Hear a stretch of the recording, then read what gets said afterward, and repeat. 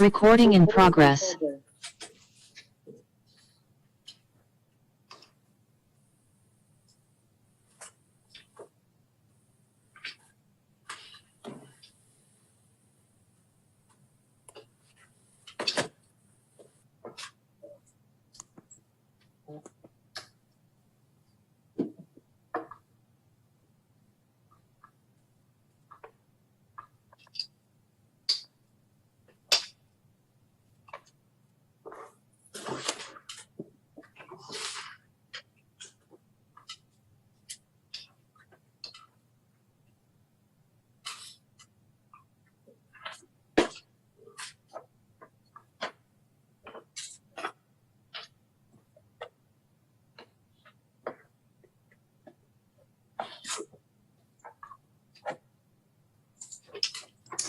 Vice Mayor Joseph, are you with us?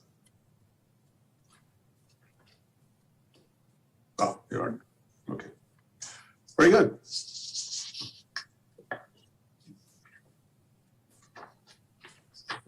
Okay, all council is present. We'll call the meeting to order. Regular city council meeting, amended agenda, October 19, 2021. Get the flag for pledge of allegiance, please.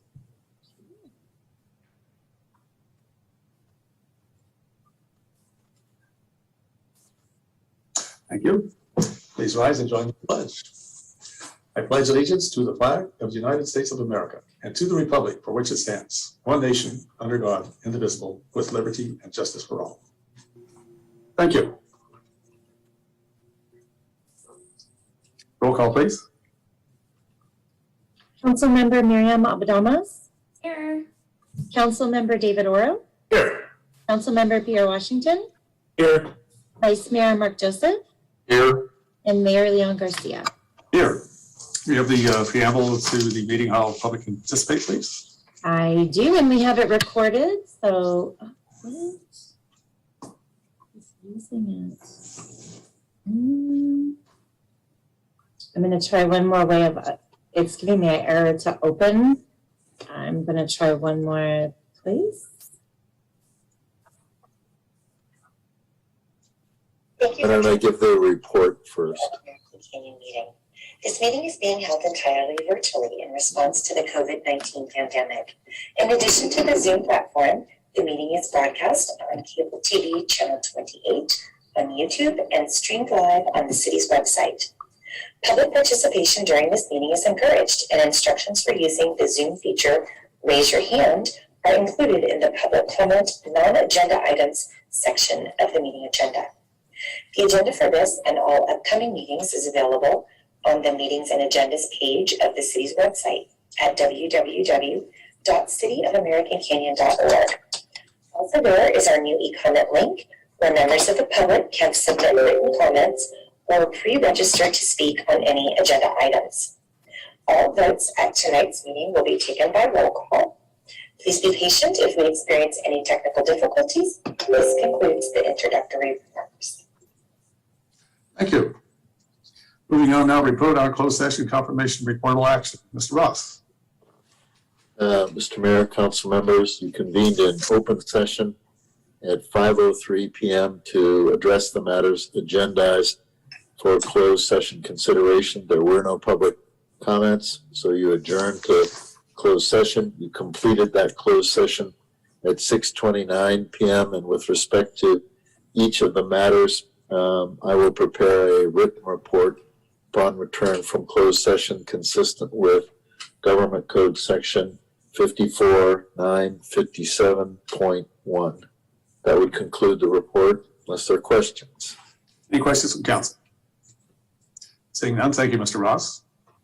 We'll proceed with our agenda this evening. Presentation and proclamations are none this evening. Have we received any public comment on items not on the agenda? We have not received any written comments, but I have some hands raised. I have Tammy Wong.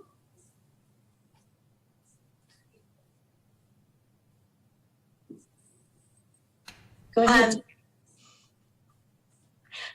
Good evening, Mayor and Council. Thank you for offering this time for public comment. I wanted to make a comment or maybe ask some questions about the AB 1600 annual report.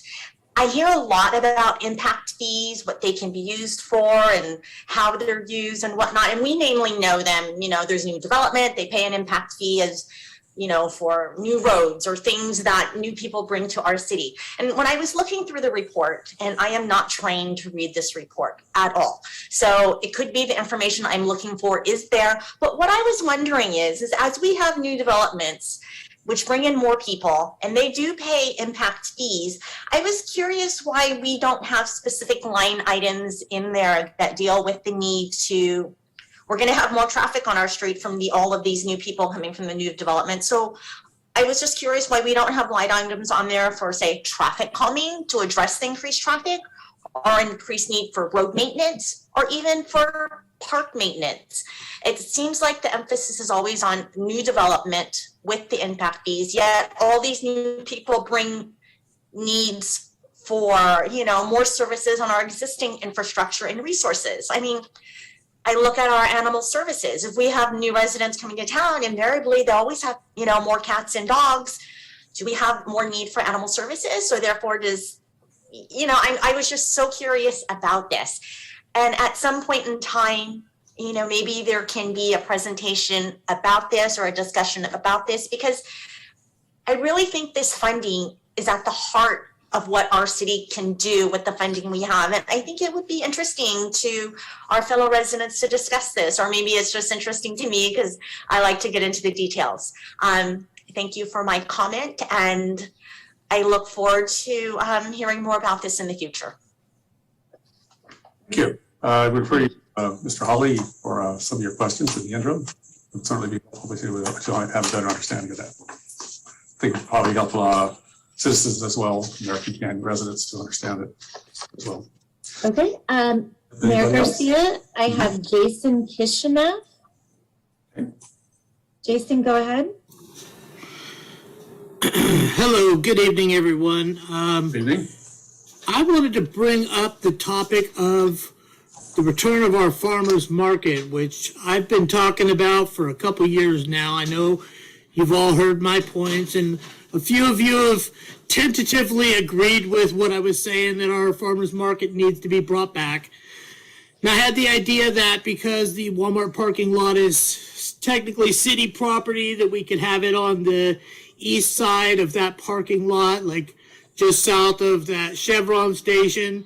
But maybe you have ideas for other plots of land that would be better. And I'm wondering if we could get this put on the agenda for a future item. Thank you. Thank you, Jason. Okay, I have Justin Hamilton Hole. Go ahead, Justin. Hi, Tracy. This is Justin. Good evening. Oh, shoot. Wait. Justin? Justin, hear me? Hi, yep, go ahead. Yes, we can hear you. Justin. Go ahead. It's very nice to see our chamber. So happy to see the mayor and our city counting was at a coffee place. I sit in the driveway and I see somebody say, "Hi, how you doing?" So I have my dog with me the whole time and see what's going on out there. It's very nice to see what you're doing out there, and I wear my mask when I'm walking around. The second one is we do have a date for in person. I think I saw Mayor yesterday, and I talked to him yesterday, and he told me we're gonna go back in the spring. And I'll hope that I can keep the Zoom so I can watch in my house. So that's my question. Thank you. Thank you, Justin. I think this is Fran Lemos. Go ahead, Fran. You're on mute.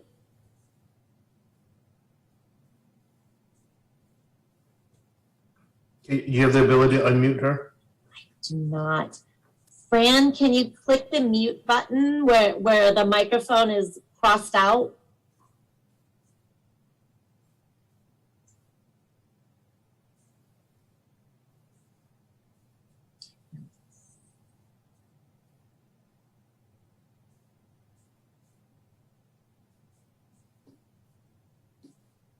Oh, yeah.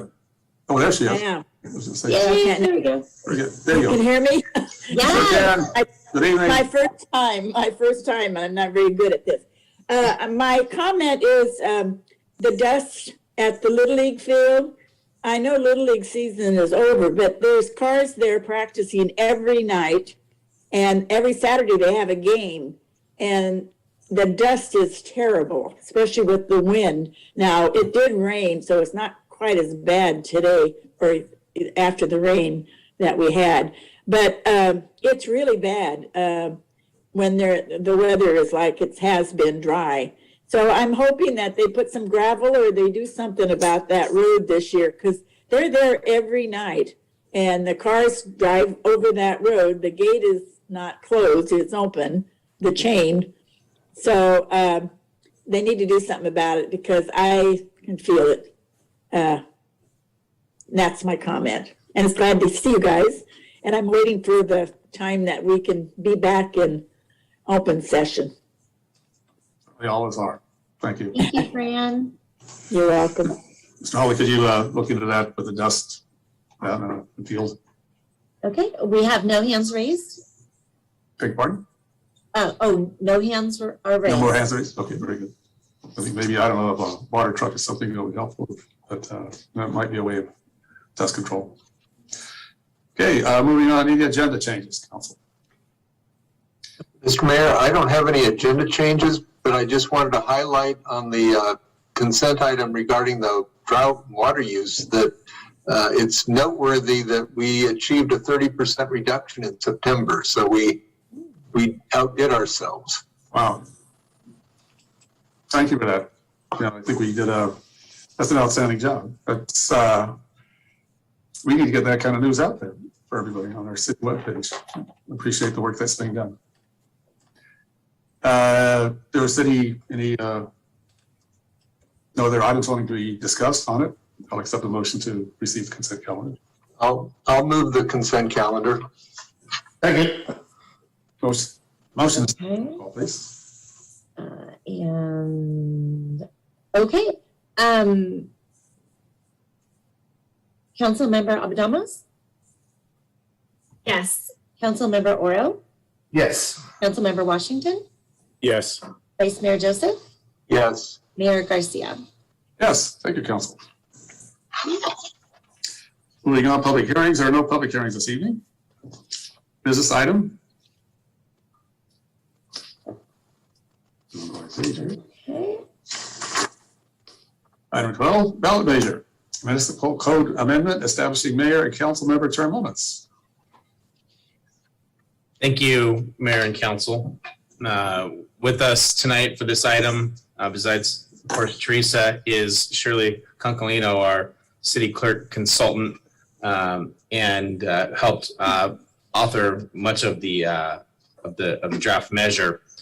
And thank you again for joining us, Shirley, and welcome back to American Canyon. I know, I miss you.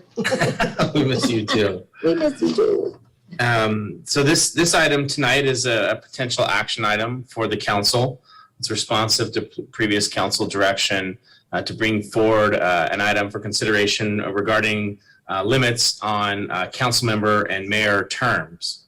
And we've had a number of meetings and we've had some individual meetings with council members as well to kind of hash out all of the different possibilities, the different tangential issues that may arise for something like this to go forward. And we are now bringing this back in a really limited manner, focusing just on the term itself and not any of the other issues that we previously looked at. And so any kind of change to the qualifications of who may serve on the city council is required to go to the voters to make any change. This is not something the city council can just do on its own. It actually has to be approved by the voters. And there are prior ballot measures that were approved by American Canyon voters to make changes, most notably the creation of a separate directly elected mayor as opposed to a rotational basis from an at-large city council as it was in the past. But there have been other instances where the voters have decided the makeup of the city council. And so council had directed that we bring back something for your consideration that would then go potentially to the voters if that was the future desire of the council. We looked at a variety of issues that were tangentially related and decided there wasn't a lot of consensus around those after engaging you all, and have brought back something now that is much more narrow in focus. The proposed ballot measure would limit the number of terms that an individual could serve in each of those capacities. And they're separate races, they're separate offices. So serving on the city council has no relationship to the mayor's seat or serving as mayor. They are independent of each other for accounting purposes and for a bunch of other purposes, but specifically under this potential change to municipal code, the mayor's seat is entirely different than a city council person's seat. And so the limitation that staff, after calling through some of the ideas and some of the information provided, was to land on a 3-term limit, meaning any one person could serve 3 consecutive terms as a city council person or 3 consecutive terms as a mayor, and then a break would be required. That break would be at least 2 years in which that person could not be in that seat. So if you ran for the city council for 3 times, you would then be required to take a 2-year break before you ran for city council again. Keeping in mind that the mayor race and seat is entirely different, so that if someone was to run for mayor 3 terms in a row and was successful, they would then have to take a break for 2 years from being mayor. But there is nothing that would prevent that person then from running for city council during that break period. They are separate offices. So at least in theory, a person could run for mayor, for city council, for example, for 3 terms, and then run for mayor and still be on the city council, albeit in a different perspective, and the reverse could be true. So there could be that continuity there if the voters desired to have that continuity. Again, the voters would decide whether or not such a ballot measure would go forward, and the voters ultimately decide who is elected to the city council.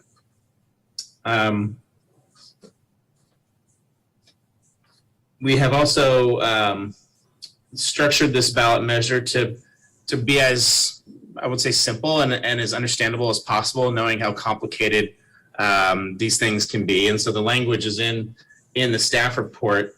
Essentially, it's 2 questions, the first being for the mayor's race, the second being for the city council race, and whether or not the municipal code should be changed to provide that limitation. I think that's really all I wanted to add, but I know Shirley may have wanted to add anything else, or did we get that covered, Shirley? I think that pretty well covers it. Thank you, Mayor and members of council. I'm Shirley Concolino. I'm lead consultant with MRG. I think that is a high-level summary of what you have before you. I think as the discussion evolves, there may be other questions that come up that we are prepared to answer. But basically, the question before you is whether you want to pursue this based on the terms that are listed and what has been described by your city manager. And just to kind of wrap up, we've structured things so that this could move forward tonight. And anticipation of a ballot measure at the next statewide election, which would be the June 22 primary, that would be the next opportunity. If the council so choose to put that on the November ballot, that is also a possibility, but there is still time to put it on the June ballot. And it is prospective in nature. I think I have forgotten to mention that. So Yes. it has no bearing on how many terms any of you all have served. It is only prospective in nature from the moment of time in which the voters may adopt it.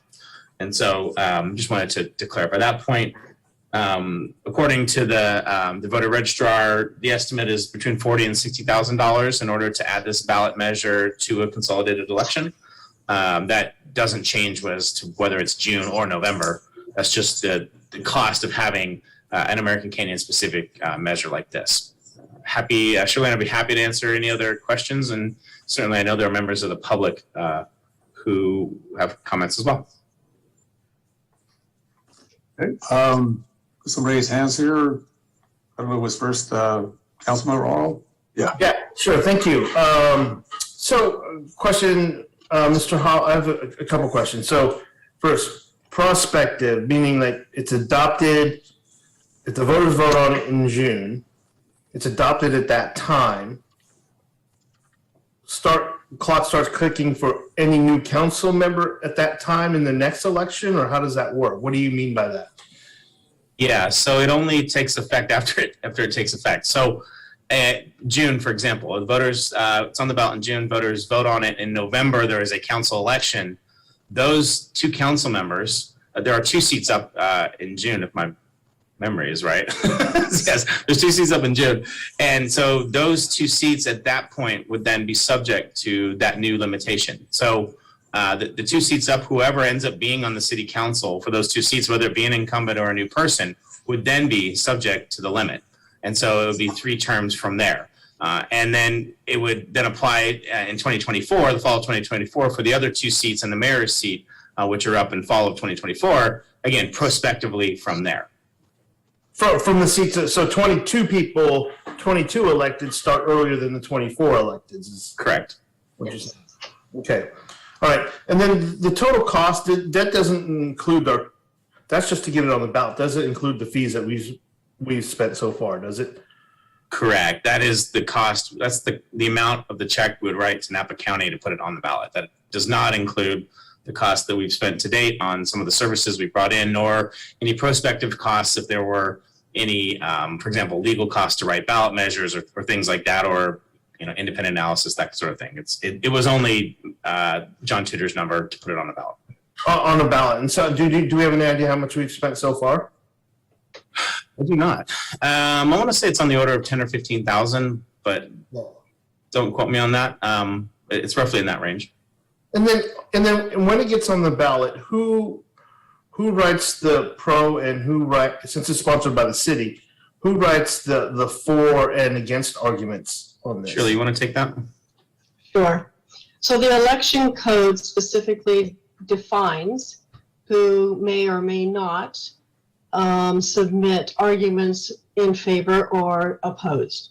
And the council gets priority for either side. So if, for example, this were to pass, then those that are in support may very well wish to author the arguments in favor. The same is true for those, if there's 1 or 2 that wish to author arguments in opposition, that is the council's priority as well. So the priority goes to the council, the elected body. If that is not taken to say, then the next option goes to anyone who is an eligible voter within your city or a bona fide committee. And the election code defines very clearly what bona fide means, but basically an organization or any combination thereof with an individual may then decide to author arguments either pro or con. Once that is done, the city clerk, if the council gets the priority, if you have multiple submittals by your community, there's criteria by which the city clerk must decide which is the most viable argument, either pro or con. So it's in the, I'm sorry, go ahead. The city clerk, you said, the city clerk. Yes, very clearly defined by election code. It is the city clerk who decides based on criteria that is established within the election code for that to be determined. So it's always, in my experience for many years as city clerk, it is always advisable that the council use the benefit the election code provides and author the arguments pro and con, because it gives you the opportunity to have the first selection opportunity.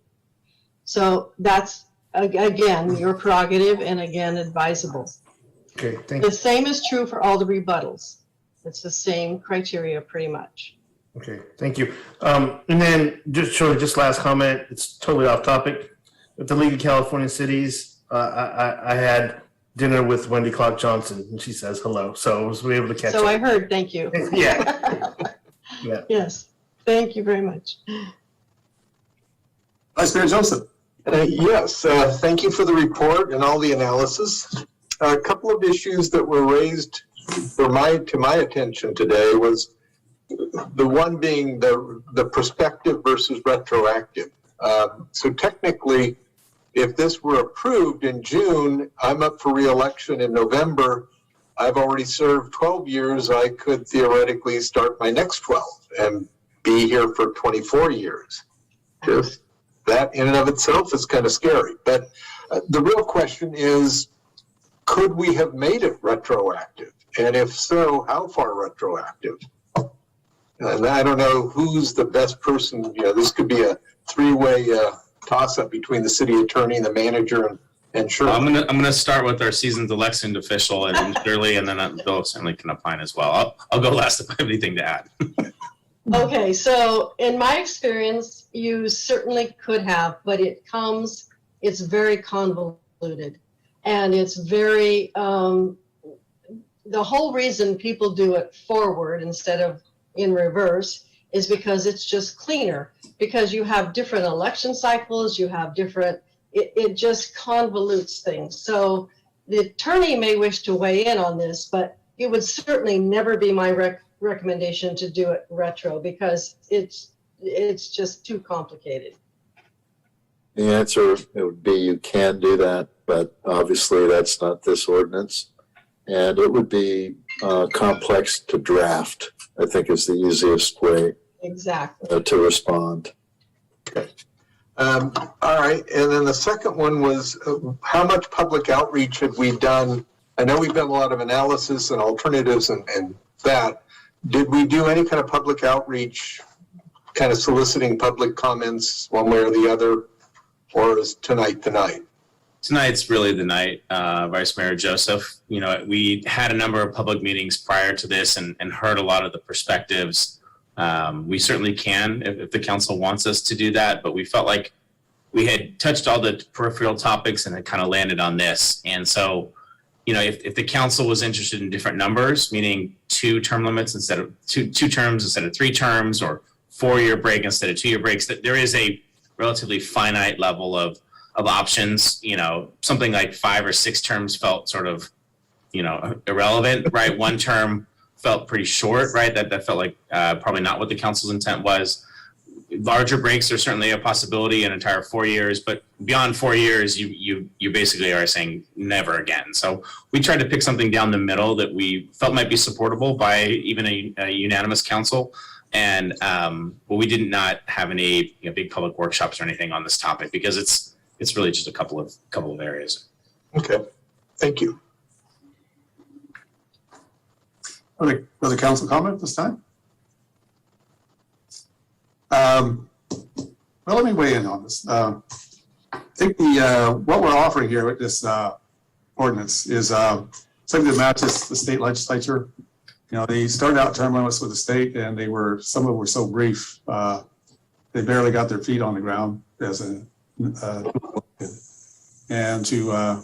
it's complicated and as large as that is in Sacramento. That simply wasn't sufficient enough time, so they had expanded it because. The key point, whether it's local government or state legislature, is the benefit of a continuity in a leadership role, whether it's mayor or council member. You can't get in the middle of big items and suddenly you have the person who has been knowledgeable in that is now termed out, and now you have a new person in who may not be up to speed as much. So there's benefit in providing for a length of time, I feel, to make sure that you have seasoned, informed elected officials to be able to benefit from it. We had concern expressed by a speaker a while back on it's intimidating to run against an incumbent. Well, if that's the problem, then that you want to consider your role being an elected official, because regardless of what it is, it's intimidating in many ways. It can be. You know, you're dealing with it with a social engagement at a whole different level and responsibility, and the burden of responsibility is huge. Nothing that we could ever discuss. You know, campaigning is one type of an event, but serving in an elected position or an appointed position is can be very time consuming, requires an objective approach, in my view, to issues and being able to resolve them objectively to the maximum extent that it satisfies the needs of the community. I'm the first elected mayor in American Canyon. We used to do a rotational type of event due to a certain set of circumstances that occurred. The city went forward with an initiative to elect the mayor.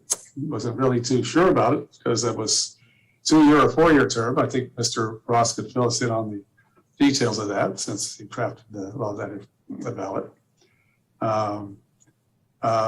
So I was elected initially based on a 2-year term. Folks got comfortable with it, then they decided to move forward with a 4-year term. But ultimately, I think this is a choice of the people. Be informed about your community. We are all of us capable of making very good decisions. And from time to time, we make some ones we regret. And we say, you know what, we could have done that one better. But that gives, with the system of government we have, always gives us that opportunity to revisit and refine and do a better job. Because that's the nature of democracy. And the greatest benefit of democracy is people engaged who are impacted by the actions we take. They need a lot of voter input. I'm very pleased with a lot of the distance meetings we have. Zoom has been very beneficial at a number of levels. On the other hand, I was at a celebration recently at Napa Valley College for it's Philippine History Month. We did our proclamation last week. Well, there's people I've never met in person before because we've had Zoom meetings for a better part of 18 months. And, oh, that's really you. Well, okay, then I can figure out it's just comforting to be back in touch with human beings again. Humans are social animals. We like people around us. But there's also ways we can connect with individuals in the community via this platform we're using right now or other social media that can be extremely beneficial. It keeps people informed. The downside of it is, of course, we hear a lot of it about what's going on with certain levels of social media and folks who use it, as we all know, inappropriately, which causes harm and disrespect to people. But I'm saying, you know, this is an option for the community to decide. And that's my piece. Any other council comment on this? Do we have public comment? We have no written comments. I do have some speakers in the audience. Okay. Public comment is officially open. Yeah, so I have Justin Hamilton Hole. Go ahead, Justin. Hi, Tracy. Hi, guys. When I looking at that, I was looking at when I was starting watching Napa 28, and I remember the first mayor, it's not you, mayor, the other mayor, and then he had to go, and he stepped in. I think you're doing a great job. Keep the city be safe, and I'm very proud. I remember John Bennett, and I looking at all needs in 2008. I want to say, comment our mayor. I think he's doing a great job, and keep this city good. Thank you. Okay, thank you, Justin. I have Chris James.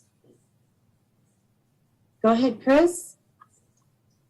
Hi, yeah, thanks this evening for bringing this on the agenda. It's a really important topic. I understand it's a very difficult thing for you to discuss. So I know that some of you, I think it's only Mark that's actually spoken, Mark and the mayor that's actually spoken up tonight, but I am interested in hearing from the rest of you to see what you think about it, because it is going to affect you. You are citizens, and you have a different perspective on this. So but I now understand it's a difficult topic to discuss your own futures here. But I do give Mark kudos, and he pointed out a few flaws in the plan with regard to timing and such. I think that the whole thing has been watered down from what was discussed right at the beginning. There were a lot of things thrown out. It sounds like potentially you could get another 12 years. If this thing is actually punted until November, put on the November ballot, some of you could even get another 16 years in addition to all the other years you've done. And I'm not undervaluing what the years you've put in and the service you're going to put in. This is just saying that 12 more years sounds a lot when we're talking about trying to introduce term limits. So potentially you could have 24 or more years in service. And so with regard to the two initiatives, if one passes and one doesn't, what happens? So the mayor could be on the hook for it, but the council members may not. So we should have written the initiative to take that into account, right? So my proposal, I know it's too late, you're not going to do it, but I still, coming back to what I've said before, I think the position of the mayor and the council should be equal. We should be voting for them as a council member, then you will elect a rotating position. And that combining thing would actually, alleviate this thing where, the rotating, if one passes and one doesn't, it's just one item on the ballot saying you're going to combine the positions and you're going to turn it into this term limits. And with regard to term limits, I think 3 more terms is a bit excessive, and it would be nice to actually add maybe that existing council members would have serve out 1 more term, or maybe you could actually sign a letter saying that you commit to honoring it and maybe stepping down after 1 term if it's not on the in the official wording or something like that. Again, it's a very personal thing. It's difficult to discuss it. I'm not expecting any of you to respond to any of this. And I do appreciate all the work you put in, and I'm just trying to give my perspective on this. But I think you're probably closer than this than anyone, and you've probably got a lot of feedback already, or one-on-one with other people. But again, thank you for your time this evening. Thank you. I have Tammy Wong. Go ahead, Tammy. Good evening, Mayor and Council. Thank you for bringing this topic back so Councilmember Washington can participate. And I appreciate everyone's efforts to finally get term limits on the agenda. I remember this being a campaign item when Councilmember Abu-Damos first ran, like the beginning of her first term. So it's been quite a while. This has been an important topic to many, so thank you for bringing it up. I would reiterate a couple of points that Christopher James said first. I would like to see the mayor and council as rotating positions, not separate positions. But as they are now with separate positions, I don't understand the measure as it's written. If one would be applicable term limits and one could not be, if it's possible for that to be split, that seems to be totally confusing to me. Hopefully I'm just misreading that, but otherwise, if you are going to go that route, I think it needs to be a combined so that term limits applies to both positions. I also think that this term limits, it doesn't really address some of the problems we have with our council. Right now, mayor is a separate position. We have 4 members on city council. 75% of our city council lives in one neighborhood. That's a problem for me. We're a very diverse community. We have many different types of neighborhoods, and some of them are very distinct. We have no representation for anyone who lives in the mobile home parks. Very little representation for many parts of our city when 75% of our city council lives in one neighborhood. So I will leave it at that. I give kudos to Councilmember Joseph for asking about retroactive term limits. I understand why that wasn't put in because it is so complex to write. I do like the suggestion that was offered that maybe it could be written that existing council members, they agree they have 1 more term at most. I mean, there is a simple way to include it, or the flip side is council members could choose to accept voluntary term limits. To the mayor's point, though, about the benefits of continuity in elected officials, I do see the advantage. But what I wonder is, just because a council member may leave office, do we lose access to that person as an individual, as a resource to our community? Are they not still accessible to us to offer advice? I mean, I don't want to interrupt you, but I just want to give you a 20-second warning. Thank you, Teresa. So that would be my question, is that we consider beyond council how council members play a role in still serving community, even if they're not elected up on the dais. Thank you for listening, and I look forward to hearing your points. Thank you, Tammy. I have no other hands raised at this time. We'll close public hearing on this matter this time. Council want to, Wait a minute, Jason Kishnev has his Oh, hand up. wait. Oh, well, that was It was the last second. last second. Okay, here we go. got in just in time. Jason, go Thank ahead. you, Councilmember Joseph. I actually raised my hand a bunch of times, but it kept getting lowered, and I pre-registered to speak as well. I stand in support of term limits. The 3-term limit, that's okay with me. What I don't understand, or what I should probably say is, I think is wrong, is that I do think that the mayor and council member terms should not be 2 separate measures. I think that's silly. It probably costs the taxpayers more, and it has a terrible optics of, looks like you're trying to have term limits on one and not the other. Number 2, if term limits only term an official out for a period of 2 years, then you almost may as well not even have term limits in the first place. If you term out and you still want to serve, then volunteer at the library or as a crossing guard. We all appreciate crossing guards. We love crossing guards. Term limits mean a limit on the number of terms you can hold office, period. Not when it's time to take a couple of years off. And if you serve again after a break, then your terms weren't really limited. It's an insult to call this term limits. Number 3, why would only terms commencing on or after June 7, 2022 count toward the limit? And I heard the answer, but I think, and I appreciate all your service and your love for the city, but I think that we need new blood, and I think a lot of people feel that way. We need new blood, not new blood in 2034, which is, when the first person would be termed out, presumably. All terms served should count towards the limit. Otherwise, you're saying term limits for whoever comes next, but not for me. Term limits is important, but these 3 areas that I've outlined serve to water down this term limit ordinance so much that a limit is barely discernible. This isn't term limits, it's a performative ordinance made to resemble term limits. This is a joke, an absolute insult if people can serve 12 years, take a 2-year break, and then serve 12 more years. Please just vote to change the ordinance before it passes, please. Thank you. Thank you, Jason. Any other public comment? We have Councilmember Washington, and that's Yes, all I I'm just see. waiting to close public comment. Yep. Public comments now closed. Councilmember Washington. Thank you, Mr. Mayor. I think that it's healthy to have term limits in the city. And I think it's good for the individual elected official. I think it's great for American Canyon to have term limits. I think the current system that we're doing, which is not really even a system, has gaps and it needs to be fixed. Because the longer a person stays in office, the more power that person obtains. And the more power a person obtains, sometimes the focus is lost. Again, my opinion.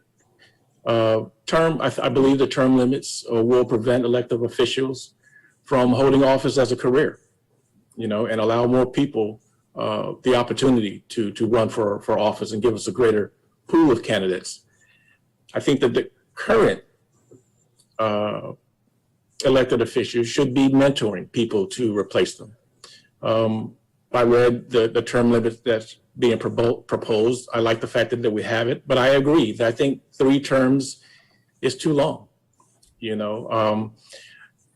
Initially, I probably would have been in favor of retroactive, but seeing that Shirley makes a good point about how difficult that would be to get that into writing, I think the midway point of being reasonable would be to limit from 3 to 2 limits moving forward, and trying to keep it from being a self thing, or trying to look at any particular person who's in office or a new person that's in office. I can't see myself doing 3 more terms myself, but And so I'm probably one of those people that will self-term myself. I agree that I think having two different ballots is confusing. I mean, look how confusing it has been for us just to sit there and try to figure this out ourselves. I think it should be on one ballot that covers the mayor and covers also the council members as well. And it's just my piece. Thank you. Councilmember Alba-Damos. Thank you, Mr. Mayor. I think Vice Mayor Joseph was first. Okay. Yeah, but I've talked, so you go ahead. I'll talk next. Okay, thank you, Vice Mayor Joseph. Thank you, Mr. Mayor. Thank you, members of the public and everybody who worked on this. I'm gonna have to agree with Councilmember Washington on this one. I feel like this kind of looks like they're not term limits, they're disguised as term limits. 24 years with a 2-year break in between.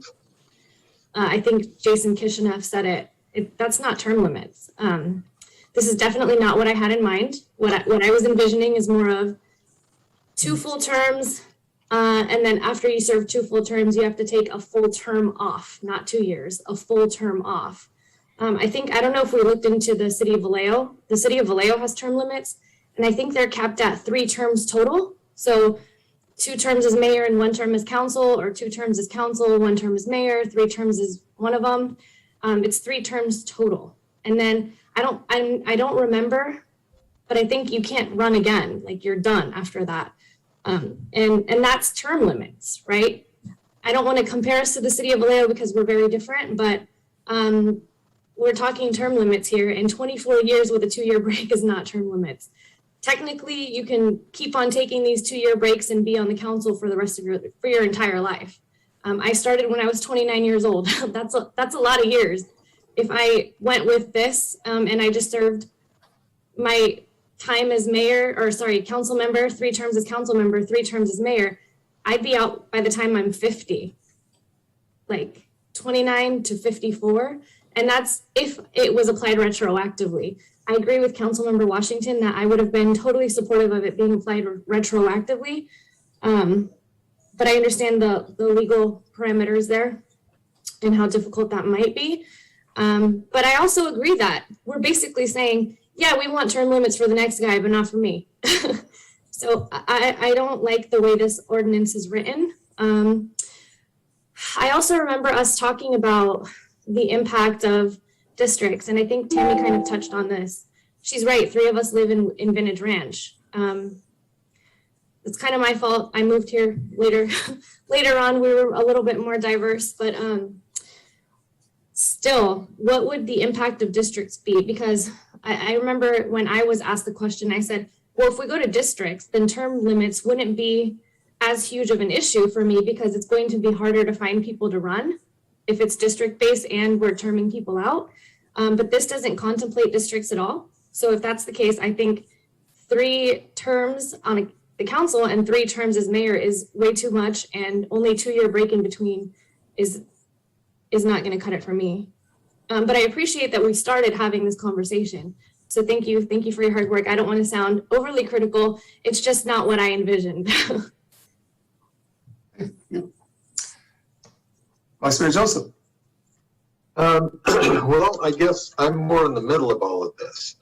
Number one, I'm inclined to think that if you have 2 ballot questions about term limits, most people are going to vote yes or no on both. But just in case, I could certainly support merging that so that it's, all one way or the other. Secondly, for me at least, the rationale for a 2-year gap was primarily to eliminate the power of the incumbent. And that's kind of where my head's at. After a while, as an incumbent, you start getting you become very difficult to overcome because you're the incumbent. You have name recognition. Breaking that cycle, even for 2 years, in my mind, has some benefit because even if you do want to run again, now you're running like an outsider and you got to swim upstream. But if we wanted to make it a 4-year gap, just to make it a little more pronounced, I could support going from 2 to 4. As far as 3 terms or 2 terms versus 3, you know, I'm torn, although I'm partial to 3. Simply put, the first term, usually you're getting your feet wet, figuring out which end is up. The second term, you can actually get some things done. The reality is we don't move nearly as fast as I hoped, and so you probably need 3 terms to get a major issue addressed from start to finish. Maybe if we move faster as an organization, 2 terms would be enough, but I'm okay with 3 terms. I do appreciate the fact the way this is structured, it could be even worse than you think. You could serve 3 terms as a council person, run for mayor for 3 terms, and then you've achieved the break and go back to council and literally serve for life as long as the voters vote you in. That's almost scarier. That, to me, that seems a terrible thing, but you know, so I think there's limits. I guess I support term limits. I'm partial to what's being presented here. I could support tweaking it a little bit here or there. But ultimately, the voters have to actually follow through. It's interesting how many times people say, well, just vote them out. And then they don't. So sooner or later, you know, the voters need to act on their threats. Because I'm starting to go off topic here. So I'll just say that I support this, but I'm willing to entertain some tweaks.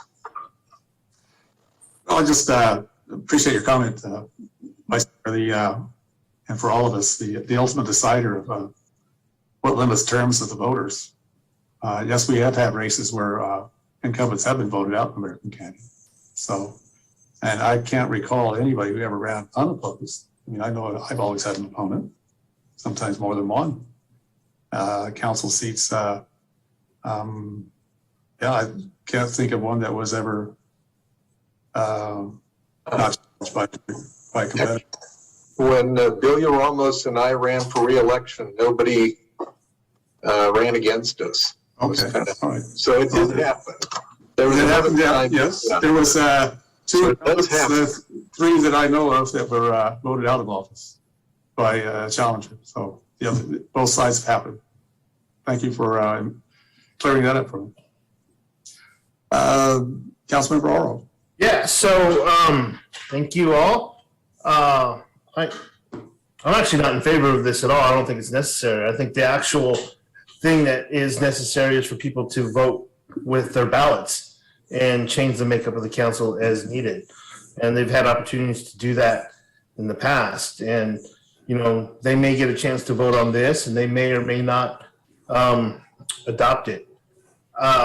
There's a couple comments this evening that are actually kind of concerning of shortening the terms from 12 to 8 years or 2 terms. You know, I'll be going into my second full term and I'm just feeling it right now, right? And it's literally, I know, and when I think about it, yeah, another 4 more years sounds like a long time, but not in the work of government. It takes a while. Shortening it to anything less than 12 years or 3 terms is going to be tough. And I would almost argue you should extend it to 4. And the reason why, if you're going to do that, and I'm just here's an example. Mayor Jill Teckle in Napa, she was basically mayor for 20 years. And in that time frame, she oversaw the reinvention of downtown Napa through the flood mitigation efforts, the rebuilding of that. That thing takes time and knowledge as well as relationships across the board. And, you know, when it was her time to go, she decided the time to go. But every year, every 4 years, voters had a chance to vote her out. But they didn't because they liked the work that she was doing and look at where they're standing today. I just think there's some investment in time that sort of needs to happen.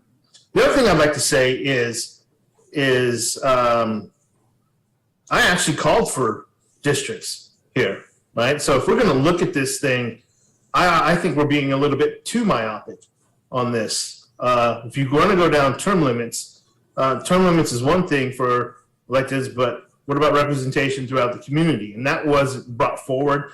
The council in our last discussions decided not to focus on that, or staff got that feedback saying we shouldn't focus on it, but I was pushing for it. do districts. Let's do it. But that's not here.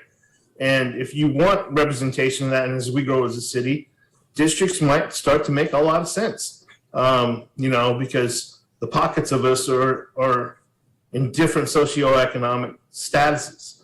I'm not going to say everybody's going to run and people that they think that are underrepresented through this community. They probably won't. It'll probably get the people that you would normally think to run, but give them the opportunity to do that. But that wasn't brought forward today. So, and then, as we're talking about this, if we're taking the lead here, why don't we explore term limits for some of our committee members that we appoint too, right? And so we've had long-time people on the same thing. And the arguments that we're making now around either incumbency or you need some fresh ideas, do we apply that through the Parks Commission, the Open Space Advisory, or the Planning Commission? How does that work? Should we be putting limits on that? If I'm hearing from the audience today, they want more participatory or different flavors in this system, that's a place that we ought to be looking at as well. So, in summary, you can't go less than 12. I'm probably going to vote on this no anyway, in terms of taking it to the ballot. But I think we actually need to have a further discussion on this to actually meet the needs and the concerns that we're having here as a council. It doesn't seem like we're on the same page to actually put this on the ballot. Thank you. Thank you. Councilmember Washington. Yeah, I'd like to piggyback on one of the comments that the council member Oro made regarding committees. And I think that's an excellent point, is that the committees also need to be regulated by term limits as well. And if you notice, what we're saying is that the same people get placed into these committees over and over and over. But you ask yourself why? Because the same people who are running the elected roles are still in office, voting those same people in. So you got to look at yourself. It's a system that needs to be fixed. And I'm the first to tell you that if it's in your heart to serve, you can serve without being on the council. And if you can serve without being on the council, to me, you're a better contributor to the city. So the council seat for me is a place and a platform to try to, what I call, recalibrate and not be that person just complain about what the council should do. I ran so I could see what it's like being on council. And it's not just our council, there are other councils. There are other agencies that we deal with on a day-to-day basis. And some of the arguing, some of the grudges that are held, of the resentments that are there and present, it's because the same old people are talking to the same old people. And there are grudges and people are angry at one another. And until we make those changes, that's where the term limits come into effect. It's not to judge or to use a barometer to say you're not passionate enough if you can't do 20 terms in office. Be that one in the shadow that's mentoring someone. Be that one that's consulting someone. Take this opportunity to learn, like I'm trying to learn, the ins and outs. And I'm the rookie on the block, and I've learned more every week when I talk to each one of my fellow colleagues. When I talk to the citizens, I know more than I ever would have known a year ago prior to being on council. So it's a benefit to me. But I say that we have to use these positions to, one, learn, teach, and mentor. Being a career politician should not be our goal. The title should not be the goal. And when you start looking at term limits and taking it personal to say that, hey, look, the term limits is going to limit me to doing what I need to do for the city. That's not true. You can still do for the city. Just do it the right way. Do it from your heart. And that's the purpose of why I look at the term limits. It's not to attack anyone for serving. It's not to say that, we're doing a horrible job, but it's to get some fresh air, get fresh ideals inside there, and to get people motivated to be involved. We have a lot of people that run that never make it. We have a lot of people that run for committees that never make it. We got to give them a chance. And I think term limits does that. It gives people a chance to have the word or have a moment to learn. For me, this council, I don't know it all, when it comes to development, but I've learned more about development than I ever could have believed I would have found out about. So I'm saying use this as an opportunity. And for those who are listening out there, run. Put your name on the ballot. It's easy to come on here and make calls and say what each one of us should do. I say, get out there and run. So it's where your heart is. That's where I come from when I look at what we're doing on this council. And I think everybody here has a commitment. We all love our city. There's no one here on this call or on the panel or attendees that don't love American Canyon. Just do it from the heart. Do it because you want to do it, not because of the title, not because of the benefit. So I think term limits will control and it'll keep people honest. It'll get people to be motivated to achieve what they want to achieve, and whether it be 4 years or whether it be 8 years. But I don't think it needs to be 12 or more. Thank you. Thank you. Councilmember Oro. Just want to address Councilmember Washington's comment because it closely followed my comments. And you don't get in this role to do it for title. You take too much heat for the title. And then just to remind everybody that he's even watching, I'm not a career politician, and I'm not paving a road to Washington. There's no higher office than I'm looking for than to sit here and serve on the City of American Canyon. And I was involved because I cared about the city and doing it. And you don't get into this role unless you do that. But along the way, and I'd just like to add that again, 8 years is very short, particularly in city government and in the molasses of time that is municipal governance. It is, there's stuff that can be done and a lot that can be done. But I think, shorten it down to 8, minimum 3, I would say 4 is what I would say. Thanks. Well, Council, we've had a lot of good discussion on this. I really appreciate it, but I don't know that we're all enough on the same page yet. So take some more comment. Councilmember Abu-Damos. Sorry, Mr. Mayor, I know you were getting ready to shut this down, but I just wanted to address something No, else. actually, I'm trying to make a decision about moving forward. Oh, that's what I mean. I mean, like, moving on. Yes. I just want to reiterate some of the things that were said tonight regarding term limits and what Councilmember Washington said about giving people an opportunity to participate. I think you said earlier that someone had mentioned that running against an incumbent is intimidating, but if you're intimidated by running against an incumbent, then you need to consider the role that you're trying to take on. I think those may have been my words. I could be wrong. I could. They weren't your words. Oh, okay. I was just gonna say, running against an incumbent is intimidating for a variety of reasons, but it's not necessarily because people are afraid to speak up or be seen in public. There's the name recognition that an incumbent has, and I think I shared last time that when I ran the first time, my election was like a full-time job. I would have, appointments at 7 a.m, and my latest appointment would be at like 8 o'clock at night, and I would be precinct walking and going to, it was a full-time job. I had to campaign my butt off, like all of you have, I'm sure. My second election, not so much, because the name recognition was there. And I'm not saying that I coasted in my second election. By no means are elections something that you can coast through. But I didn't have to work as hard because when I knocked on people's doors, they already knew who I was. A lot of people already knew who I was. Hey, I remember you from the last time. Or, oh, I saw you on TV. Or I was watching the council meeting and you had this idea.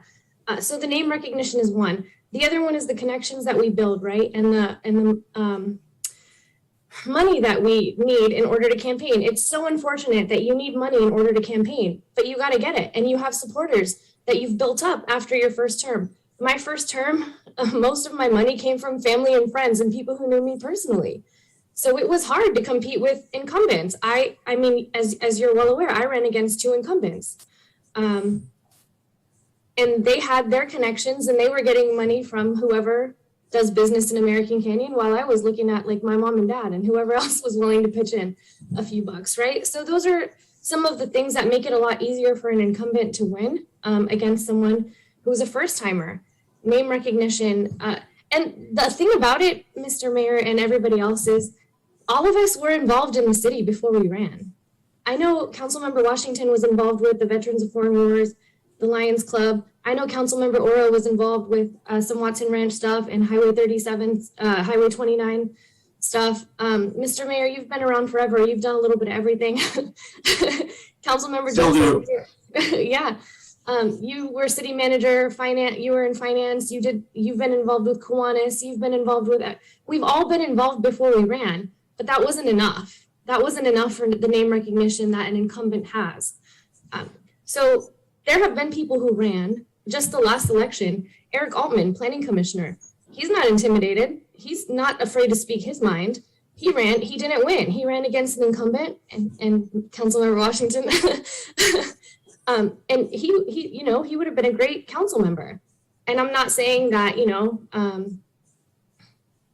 he didn't work hard enough. He did. It's just the name recognition wasn't as strong. You know what I mean? And so I think when people are talking about intimidation or being intimidated to run against an incumbent, it's a plethora of those things and not necessarily their personalities are afraid to speak out in public or otherwise they wouldn't even be considering it, right? And that's just my opinion. I'm not trying to put words in whoever's mouth. I just assumed that it was me because I've said things like that before. And that would have been, if I said it, that would have been my clarification. Okay, no, well, again, it was not you. Vice Mayor Joseph. I just want to make a quick comment. I like the idea about we should apply limits to our commissioners. Although, correct me if I'm not mistaken, I believe that's something we can do internally through an ordinance or resolution. That I don't think is a vote of the people. So, but I do think it's worth considering, and we can ask to put that on the city manager's to-do list at some point in the near future. Beyond that, I mean, I've kind of given you my point of view on the different deal points. And I do think the mayor's right. We're not all on the same page, but somehow we need to do some bartering or some give and take on some of these deal points. Like I said, for me, I guess if I had to choose, I'd pick 3 terms. I certainly could go for a 4-year gap versus a 2-year gap. Or maybe even reconsider and say you can do a total of 4 terms or 5 terms, but that's it. And any form you want is up to you. So I guess I don't have a hard, fast feeling on anything other than I do agree that it takes it takes more than, it gets closer to 12 years than 8 years to get something done. And for me, that's always been my passion. I'm on this council to get some things done. And, if I could have gotten them done sooner, I'd be watching you guys. So there. Mayor, if I may just provide a couple of points of clarification, specifically around commissions and committees, and really entirely different from elected positions. These are appointed by the council. They serve at the pleasure of the council. They can be removed midterm at any point in time that 3 of you want to remove any one commission, council member, committee member. And any of those can be done. You don't have to wait for the end of a term.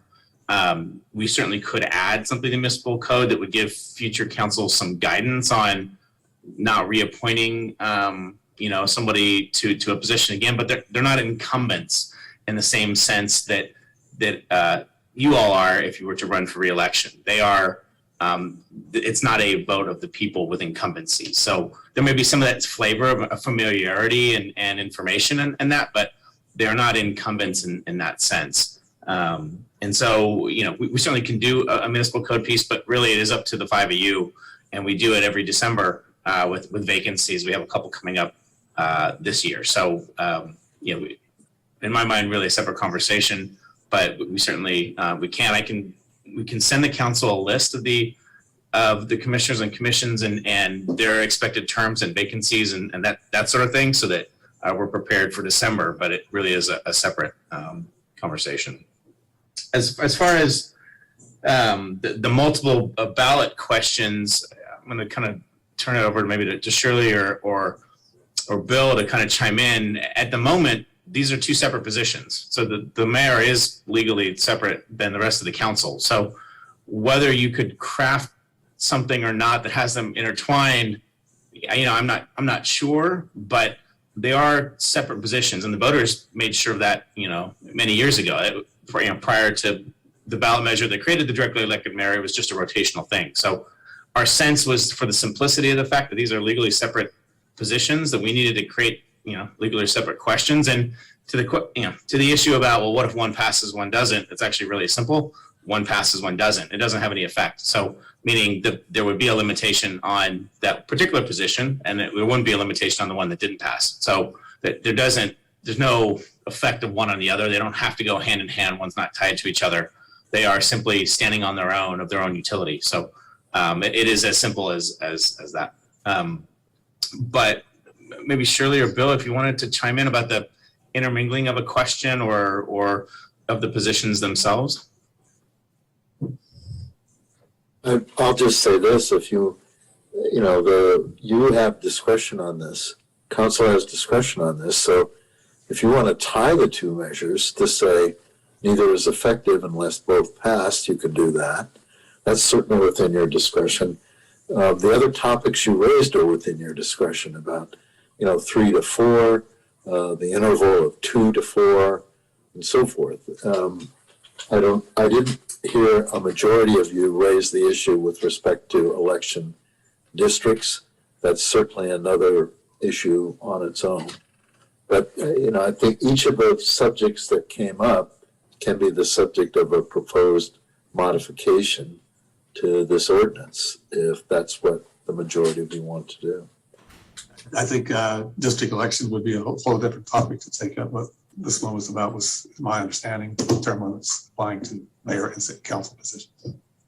Well, is there any cost efficiencies if we put them together to put stuff on the ballot? So if you did the district, we're doing this now as a ballot. What is it? It is a ballot. It's not a ballot measure. It's a ballot, right? Measure. Yes. Go to the voters. And if we're even considering that, should we try to lump it up to so it's instead of $120,000, it's a $60,000 one, or is it double the amount because it's two different initiatives? Shirley, you want to chime in a little bit on what you've heard back from Tudor? There's several things to consider here, I think, and I'd certainly love for the attorney to weigh in, but there are two very, very distinct processes with very, very different requirements. And to move to a district election requires a whole host of public hearings and input in timelines and analyses, et cetera, which is a very different set of facts, if you will, from term limits. So I would really hesitate to try to, and maybe commingle isn't the right word, but to put them together as a tandem. I think they're two very separate issues with their own identifying not only criteria, but processes. So that would be my experience and my take on it, but maybe the city attorney would like to. Well, I was asking mostly about getting it on the ballot and trying to have some cost efficiencies here. So right now, the timeline, given the census data that is late and has just been recently certified, and as it relates to district elections, it would be very difficult to have the required public hearings in order to put it on the June ballot. So it would need to go in November, which is not an issue, but then if you want these two to be considered at the same election, then this would defer everything to November. So, I mean, that's certainly doable, I think, but there are still two very distinct ballots. I would concur, Shirley. There's also a Department of Justice review that's required with respect to the district elections. The idea is to get balanced election districts so that no suspect class is discriminated against. The idea being to afford representation to the ethnic and racial makeup of a given election body, local government entity. So there are two different processes. I don't know that there would be any. I think what you were asking, Councilmember, is there any economy of scale for ballot measures if we advance say 2 as opposed to 1. And I think that John's going to answer whatever the cost is for each of them is what you're going to pay. Right, I don't see efficiencies there either. No. Thank you. Councilmember Washington. Yeah, I understand the cost piece of maybe the argument of trying to combine the two, but I think combining the two, and I like your word, Shirley, commingle, because to me that's what it is commingling, and commingling comes with confusion, and you're asking voters to interpret it the way it's intended to, but it's almost impossible to do that. And Shirley, maybe 4 or 5 months ago, we had a workshop. And we kind of went down this avenue before where you kind of explained this. I was pretty crystal clear in your response to what makes it different and how confusing it could be. So I find it surprising that, we still want to try to put these two things together. And we agreed as a council that we would do one thing at a time, just to keep it, simple and not confuse people. And I think taking care of the term limits individually, and then moving on to deal with districts, if that's the case. Because I recall saying that I thought our city was too small to be divided into districts, But and then when I start looking at our industrial area, who gets that big chunk of industrial area to represent, and that's the corporate world, who you going to use for something like that? And no one lives in that area, so. But I think keeping them separate is very important. It's very important for simplicity and for the voters to understand what we're asking of them to vote on. Okay, thank you. Vice Mayor Joseph. Yes, on the subject of term or districts, I'm not a big fan, primarily because we are so small. Primarily because as a council, we're probably as racially mixed as you can get. But I do agree that we do have a geographic issue in terms of where everybody lives. For that, there might be some rationale to create districts, but all things considered, when you consider the fact that the cost of redistricting every 10 years, the whole legal process that you've got to go through, that's a big workload item. And there's the recognition that whoever's right now, every 2 years you get to vote for people. So if you're mad as heck and you want to turn somebody out, you get a shot every 2 years. Under districting, you get a shot every 4 years.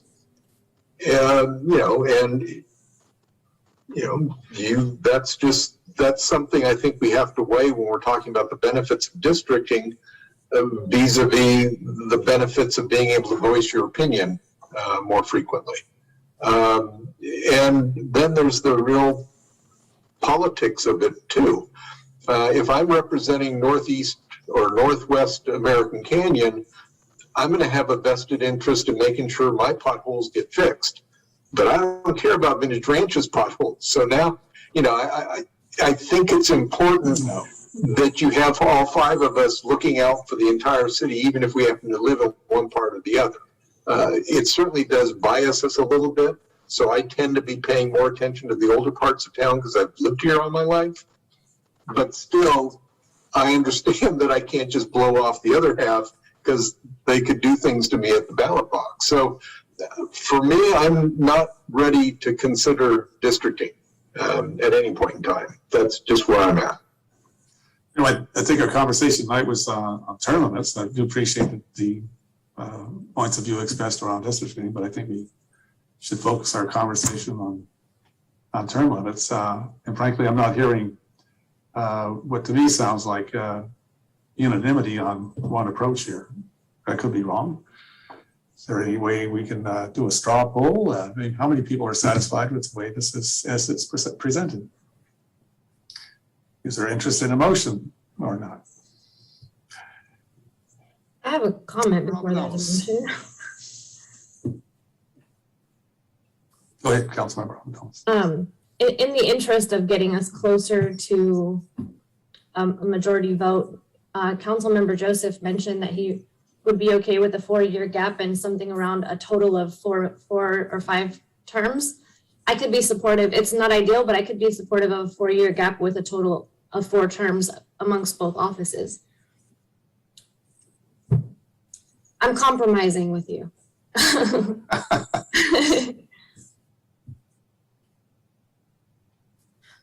Anybody else want to weigh in on that? Well, But I actually would be in support of that same compromise that Councilmember Abadamas just presented. And that might also help eliminate the confusion of having 2 separate questions on the ballot, because if it's a total of 4 terms, then it's for mayor and council total 4 terms. I'd have to disagree with that. I think, the two roles are quite different. I think you should be able to serve on council for whatever that term limit is, and then set another term limit for mayor. I don't think it's a total thing on the totality of the entire council. I think they're 2 different roles, and they should have their own term limits. I think so. That's my understanding as presented by our 2 experts in the staff here to help us out with it. So, If Councilmember Ramos, can you maybe rephrase exactly what you had come up with as a compromise? Wanted to make sure. It's actually what Vice Mayor Joseph said. He said a 4-year gap instead of a 2-year gap. Right. That's his compromise, because I said I couldn't do a 2-year gap. And then he said a total of 4 or 5 terms, but I'm saying I could live with 4. So if you want to keep them separate, we could do a max of 2 and 2, but the city of Vallejo did a cap of 3 for both offices. So we don't have to have them be separate, because they're right next door, and they have a maximum of 3 total terms in whatever. So the 4-term, under this idea, the 4-term cap would be applicable regardless of whether you're on council or you were the mayor. And then you would be required to have a 4-year gap before running again for either a council or mayor seat. After serving 4 full terms, yeah. Yeah. After serving any kind of combination of 4-year terms in those other places. Okay. what I'm hearing is that there are separate considerations based on what the state has put together for a council member, what applies to council member, what applies to mayors. So that gets us back to, if I'm getting it right, we have to have 2 separate ballot missions. No. I'd like to hear from Mr. Ross or Ms. Consent. Shirley, or Bill. You're on mute. Okay, so because the voters years ago determined that the mayoral terms and the I guess you'd say the surrounding rules that apply to the mayor are separate from those of the council, what you have before you are 2 questions on the same ballot.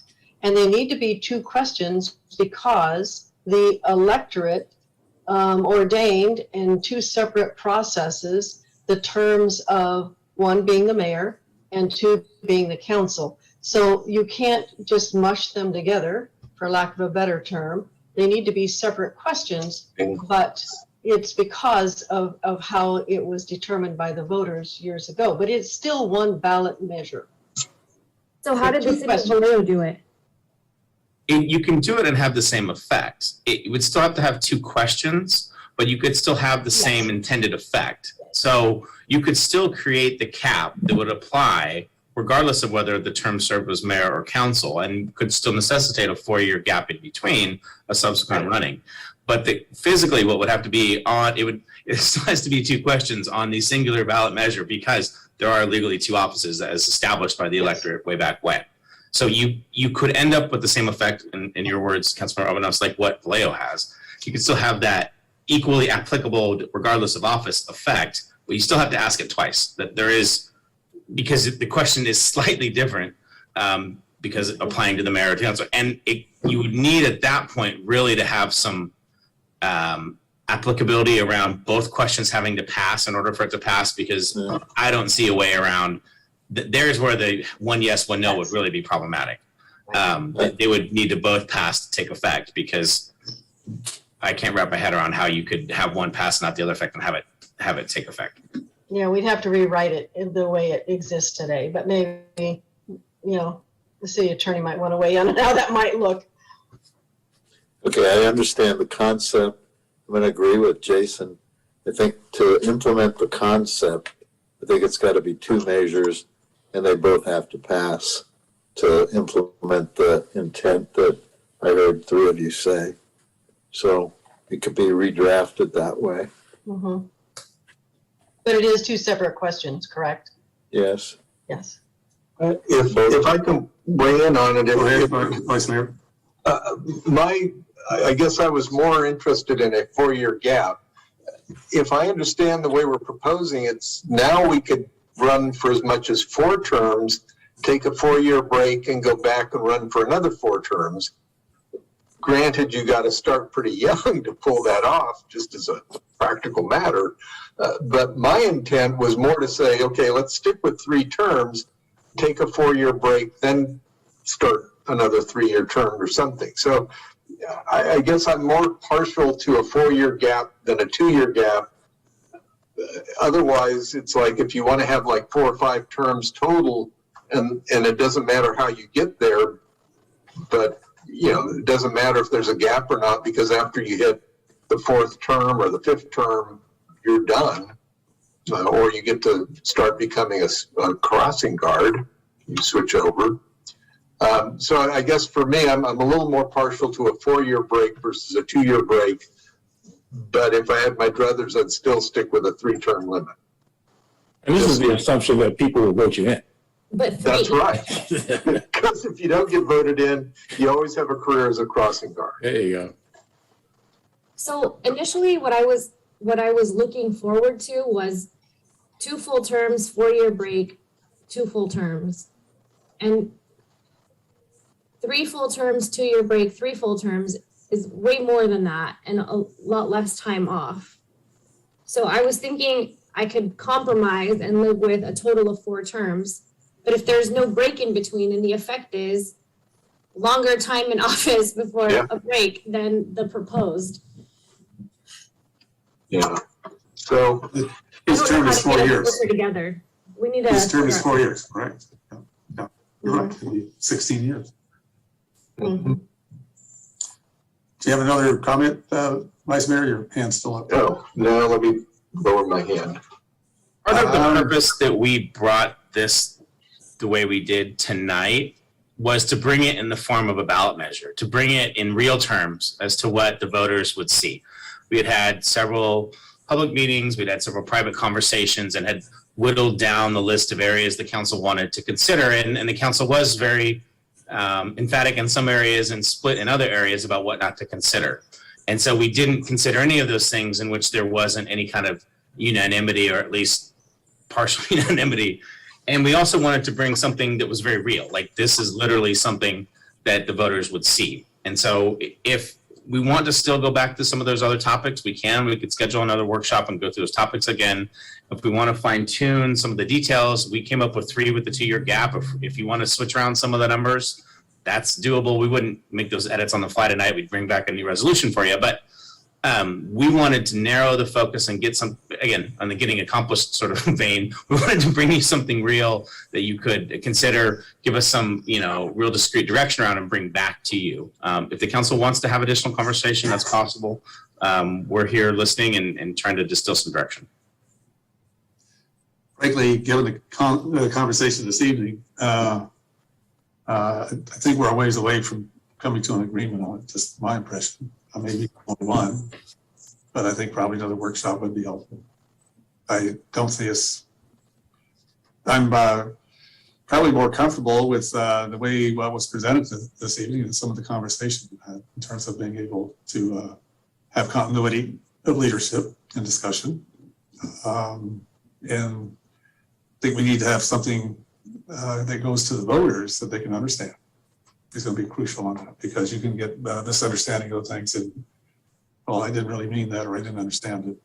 It's not a good result to have. Councilmember Aladamas. I think this is probably the time where we should get some public input and see what the voters would actually support. Because we're not going to be able to agree, and we can revise this as much as we want. For example, Councilmember Oro and I are on completely opposite ends of the spectrum. I don't think anything he's going to propose, or he's not going to be satisfied with anything I propose, and vice versa. So maybe we should reach out to the actual voters and see what they would actually support, because spending $60,000 on something that we came up with that the voters won't support is going to be a waste of time. And I think we need public input on this. We certainly can. What we shared with some of the data that Shirley had gathered is we're not aware of any of these measures that didn't pass. This becomes a very simple thing for voters to understand that it's the epitome of vote the bums out. And so regardless of whether it's 2 or 3 terms, it always gets a yes. Regardless if it's a 2-year gap or 4-year gap, people say yes to it because it's their version of change, and it's their version of vote the bums out. Nobody goes to the ballot and says, gosh, I only wanted a 2-year gap. This is a 4-year gap, so I'm voting no. They vote yes, and these, we weren't aware of one that didn't pass. So we certainly can ask the voters if that distinction between 2 and 4 is more preferable and more likely to say yes to, but we thought you'd be dealing in the margins of 90% to 95% approval, right? So it's really hard to distinguish whether that input was going to be made. That was very informative to me to hear those results from, because I didn't know what cities had term limits. To see what results came out. But Jason, I'm not just saying ask the voters 2 years versus 4 years. I'm saying get some real public input. Like, what do term limits look like to you? 3 terms for mayor and 3 terms for council with only a 2-year break in between? I don't think the bulk of our voters are going to prefer that. I think personally, I feel like I've heard enough from our voters suggesting that they favor term limits. And I don't think that 3 terms on council and then a 2-year break and 3 terms as mayor is what they're looking at. So I would want more public input than just 2 years versus 4 years break.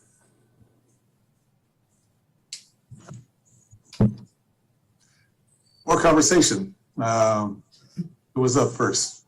Mayor Joseph? Yeah. Okay. Yeah, and I'll be quick. I mean, I think just the public comments that we had tonight expressed dissatisfaction in how it was kind of presented. So just, and I'm not saying this way the entire city on those 4 or 5 comments, but those 4 or 5 comments clearly told me that that's not what they expected from term limits. It's almost as if, in the words they were used, a joke or just fluff, to make it look like we're going to vote on term limits, but it's just going to be the status quo. So I agree with Councilmember Aladamas again, that I think we need to really engage public opinion on what they think and what they see term likes, or how it should look like to them. We can sit here and, like I said, it's about self now. What I want, what Councilmember Aladamas wants, or what Councilmember Oro wants, or Vice Mayor Joseph. So it's we can sit here and battle it all day long because we're in it. I'm really curious of what the residents want, what do they want to see, how they want to see it, and when we ask those residents, we need to realize that most of them, or a few of them, are going to be trying to run for office, and their thought process will be, well, this gives me an opportunity to probably have a chance to run. So again, I go back to the residents to say it's their choice. The reason we're here is because of the residents. Let them make the decision. Just one point, if I might, Mayor. Please go ahead. In terms of the timeline, and I know it's better to get it right than to try to rush it, but I just want everyone to be aware that in terms of making a June ballot, this decision needs to be done by the end of the year in order to accommodate the schedule. So that would preclude, if it wasn't done by that time, that we would need to be looking at November, which is fine, but I just wanted everyone to understand what that timeline looked like. Thank you for that. I think it's important to get it right. Right. Otherwise, you're going to have coming back and we'll revisit it again at some point. But do you think it's not possible to get public input and reshape a new ballot or new wording for the ballot measure between now and the end of December? You know, I don't know at this point. You know, what I'm thinking about in my head is how to implement a community survey. Basically, this would be on the less scientific end of the scale as opposed to a more scientific consultant-based hired kind of survey. Can we open up? What I'm struggling with is how to explain the 4 to 5 to 6 possibilities that we've talked about in a short survey that's widespread that the folks can answer if they want. But assuming we could pull all that together and the questions in the survey were understandable, you know, we would open that up, get the feedback. You know, I'm looking at the calendar. Could we bring it back on the December 7th? Could we bring back the info on December 7th at that council meeting, and then get some direction and then crank it around to a December 21st? You know, maybe that's kind of the best case scenario for the kind of engagement that I think we're talking about. I don't think we could get before November 16th. I don't think we could get a lot of public input before the council meeting on November 16th, and then we have the break in between the 16th and December 7th. So I think we could pull, you know, something together. And I guess what we could do is, if for some reason the survey data actually showed, you know, what I'll call consensus around a particular one, like if what's in here is 3 with the 2-year gap, if everybody like 3 with the 4-year gap, and it was really obvious, well, that'd be a pretty simple change we could bring back to the council. And so, you know, we could sort of play December 7th by ear. If the quote survey results were, you know, consensus or obvious, you know, and easily, you know, modifying what we already see tonight, then yeah, we could actually bring, you know, something more action related on the 7th. My hunch is we're not gonna have anything consensus. You're gonna have 20% thinking this, 20% thinking that, 20%. Like, I think you're gonna be kind of a wide range of what people think of the best option, but we don't know. Well, we could see what the data gives to us. And, you know, at that point, if we're able to discern a pattern or a consensus, we can bring an action on December 7. If not, we'll have to have another conversation on December 7 to figure out where we go, particularly around whether it applies retroactively, right? Whether this applies to incumbents, because if that's a popular decision, and we heard comments tonight about that, if the community wants it to apply to incumbents, like current incumbents, then the drafting of that, there's no way we're going to have that by the 21st, because that is going to be very, very complicated. So, you know, just trying to set some expectations. But I think we could pull together, a survey using some of our electronic tools, get some feedback. We did this with cannabis, for example. We did it with other tools. So, you know, we can get, you know, 4 or 5 of the scenarios and see what the community thinks about it. It's going to take a little bit to craft these questions in a way that people will understand the differences. Jason, I know I've said this before and I'm going to say it again. My frustration with that answer is that I've been bringing this up since I first ran in 2016, and it keeps getting pushed off, and we keep on missing deadlines. And yeah, my first term, I didn't have the consensus from the council to even talk about it. But I think the first meeting after this last election, I brought it up again. So it's been over a year. And now we're seeing a first draft of an ordinance in October, just 2 months before we're supposed to be done with everything. And that's what's really frustrating for me, is I don't like that it keeps on getting pushed off, because that makes me feel like one of my top priorities on the council is just being blown off consistently. And I know it's not all your fault, but that's just my frustration. So I would want us to shoot really hard for that December 7th meeting, and not just be like, oh, sorry, we didn't do it, and now we have to wait till the November election. Because I feel like I've been burned enough times about this subject in that regard. Sure, I'll just point out, it did come to council on the 21st, and the council decided to postpone it. So because it's so contentious and we were missing a council member, we would have been split. I understand that. And we're 5 now and we're still split. And there isn't consensus tonight. So we are doing our best to try and find something where there's consensus. So it sounds like where we're moving to is get some more polling specifically to proposal on what we're considering for ballot measure, and take that information back for us for continued discussion. Vice Mayor Joseph? Yes, if I can add, first of all, I think Shirley's comment is well taken, that whatever we put on the ballot is probably going to be approved overwhelmingly. So it's more important that we figure out what kind of term limit we want to submit to the voters versus just doing something. So surveying the public, I think, is an important first step. And I'd like to suggest that maybe we limit it to 4 or 5 variations that we're all splitting over. And then secondly, provide a very quick pros and cons, because otherwise most people are going to just say, I want the one that's most restrictive, without considering any of the consequences, because as Jason said earlier, it's the epitome of vote the bums out. We believe in that, even if we don't always do it. So I think you ought to put, here's the advantage, of doing it this way, here's the disadvantage or something, so that the person taking the survey can at least compare and contrast the options and then decide, of these 3 or 4 options, what do I think is the best? And then hopefully get some kind of a consensus from that, or at least give us the ability to kind of wade through and say, well, we can craft something that will work for the 3 out of 5 of us. Well, that's a good thought. Yeah, I think there's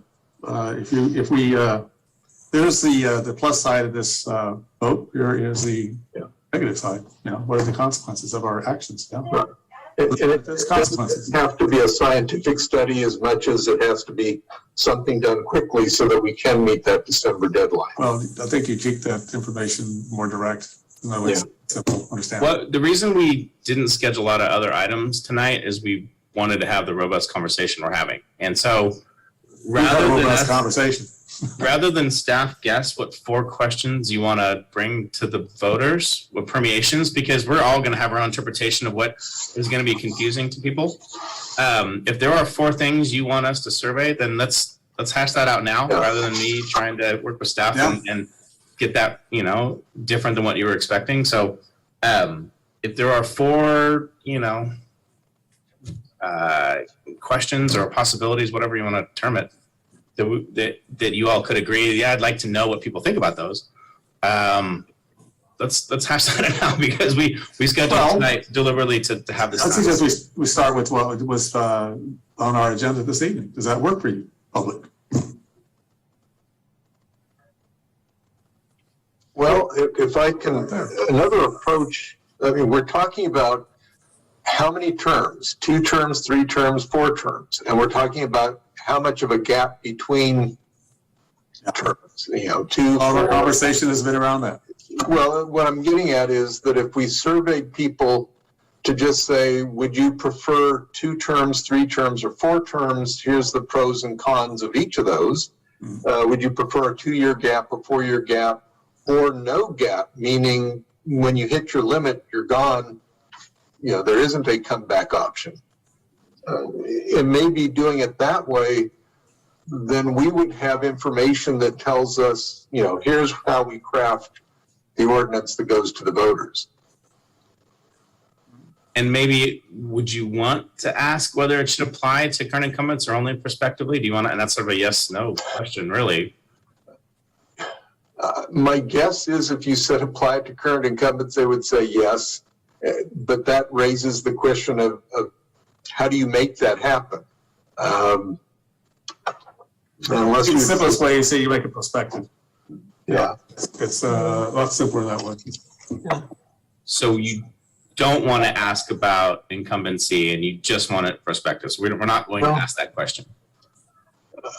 I think that question with asking it, but I'm concerned that it's if you get an overwhelming yes, then we have the challenge for our consultant and our city attorney saying this is going to be very difficult to put into terms, unless you just said anybody who's serving as of June of 22 has already got. Well, you'd almost have to sit there. Well, this person's only got 2 years. This one's got 6 years. This one's got 10. Well, at the conclusion of your current term. Yeah. This applies. That's expected. Yeah. The best you could probably do is say, okay, everybody's already served one of their 3 terms if they're already an incumbent. I mean, that seems like the closest thing to an easy solution, but you Apparently can't, not. yeah. I mean, So I would even suggest that, I mean, I'm the newest person on here. I would say retro it back to when I first got elected. If you want to have a start date, start it with me. Okay. I've heard some conversation around that. There are some rather convoluted, maybe is not the term, but lengthy legal discussion around that.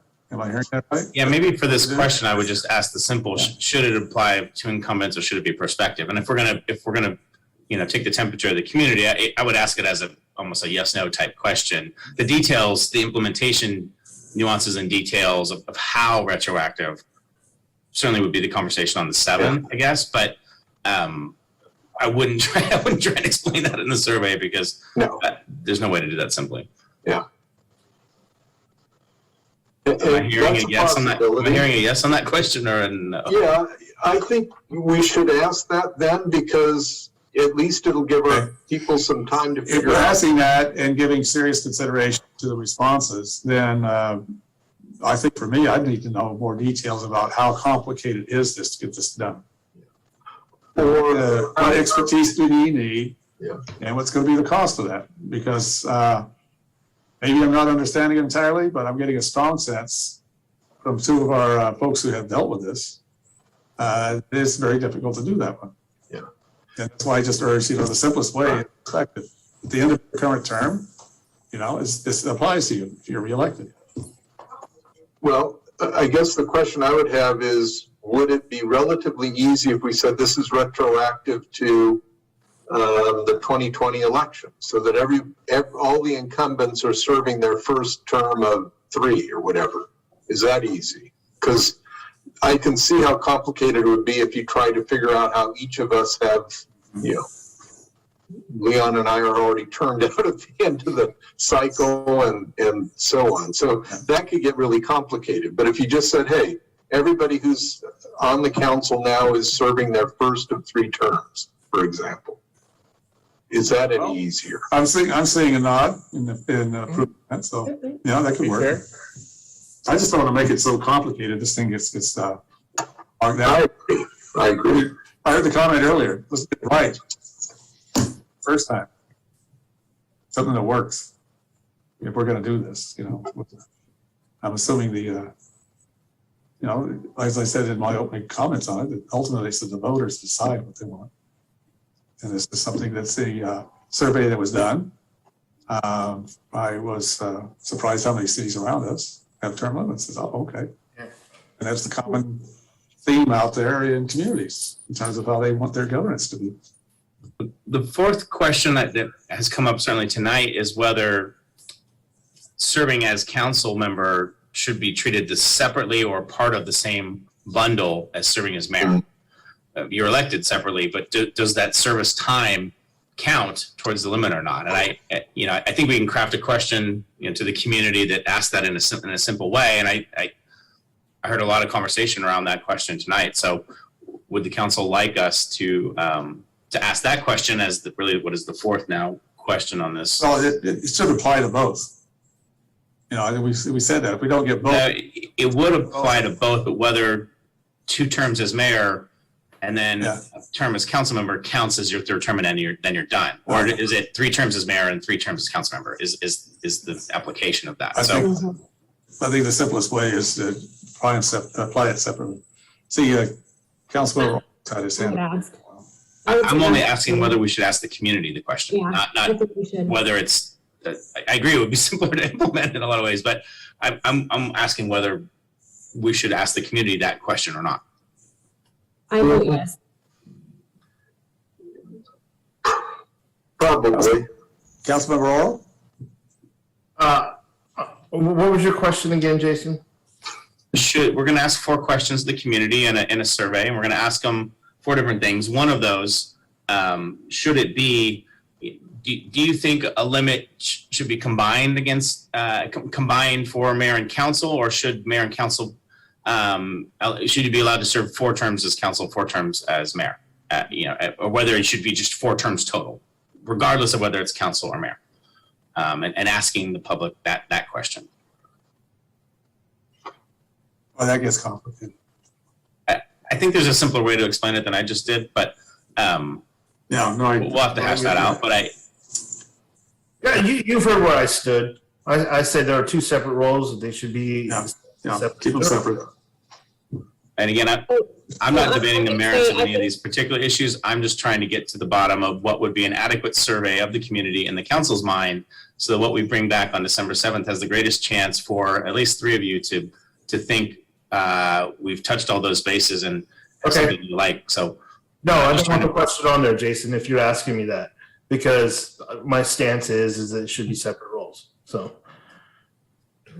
I think it should be on there. I think we should ask the public because we don't agree. and with regards to, the term limits and Councilmember Washington going back on that, I mean, I don't think anybody signed up to be on a term limit, so it should be prospective, not retro. Yep. You're changing the terms of the incumbents midstream here, so whoever. That gets to be very counterproductive, I think. And if if it passes in early 2010 too, then I know the rules in November of 2022. Mhm. Keep it simple. Well, Understand? I think the goal is that we're asking the public so we can craft a prospect or craft something that they will support, even if we don't personally like it. And I think that's the whole point, because like I said earlier, whatever we put on the ballot's going to be approved. So we have to be very careful about what it is we put on the ballot. Mhm, mhm. And I think these 4 areas are about as far as you can go without, basically losing your audience. So if we talk about perspective versus retro, 2, 3, or 4 terms, a 2-year gap, 4-year gap, a no gap, and lastly, this idea of do the term limits apply whether you're a council member or a mayor? Yeah, see, I think they're separate roles. Yeah, well, I think that's what you again, take I them think on. the point is we're asking what the public's going to think, not necessarily what we're going to think. Right. So. Well, part of that is to inform the public of the different. Yeah, there needs to be some description of the relative merits of each of these options so that people can weigh it versus just saying, the quickest way of getting rid of the bums is what I support. Because that's really kind of counterproductive. It doesn't serve anything useful,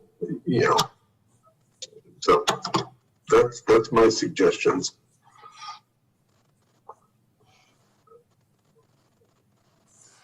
So we got enough there, Mr. Holly?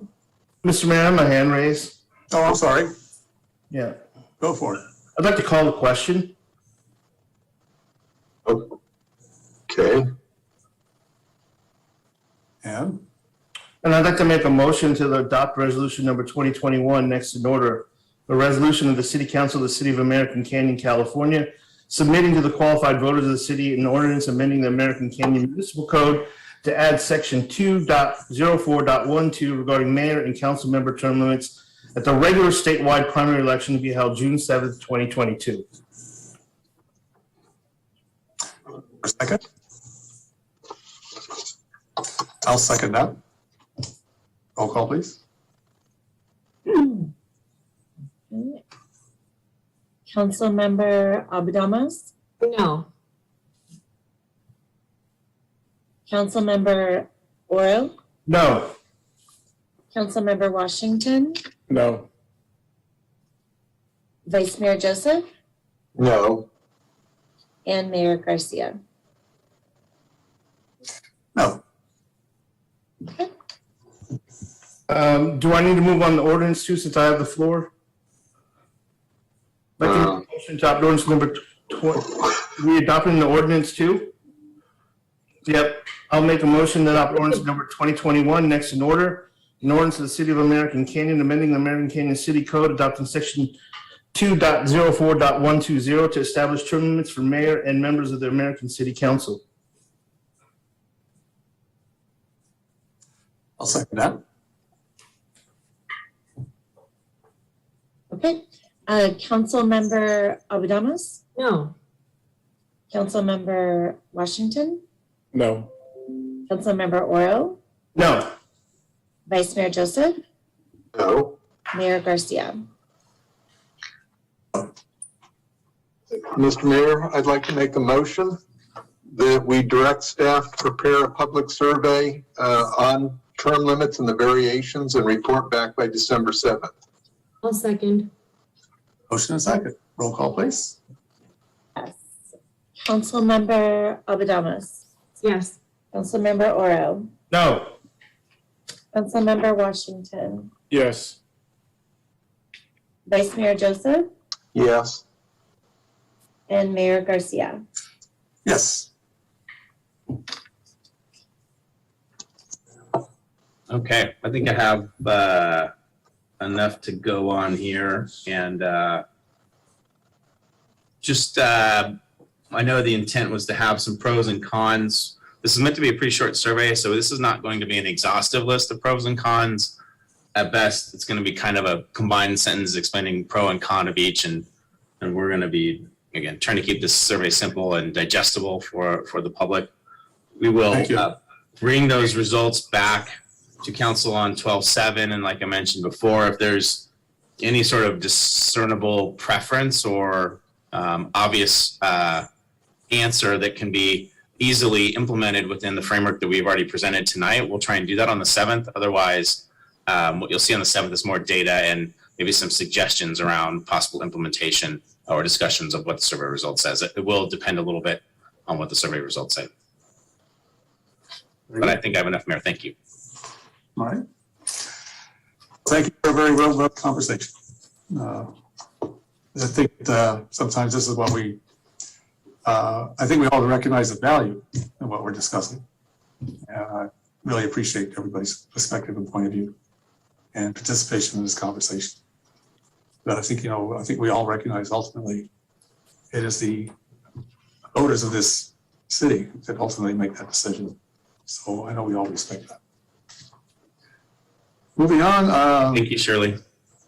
Thank you. Thank you very much for your input. Certainly, thank you. Moving on to our agenda 13, capacity fee waiver for Napa Junction Elementary School.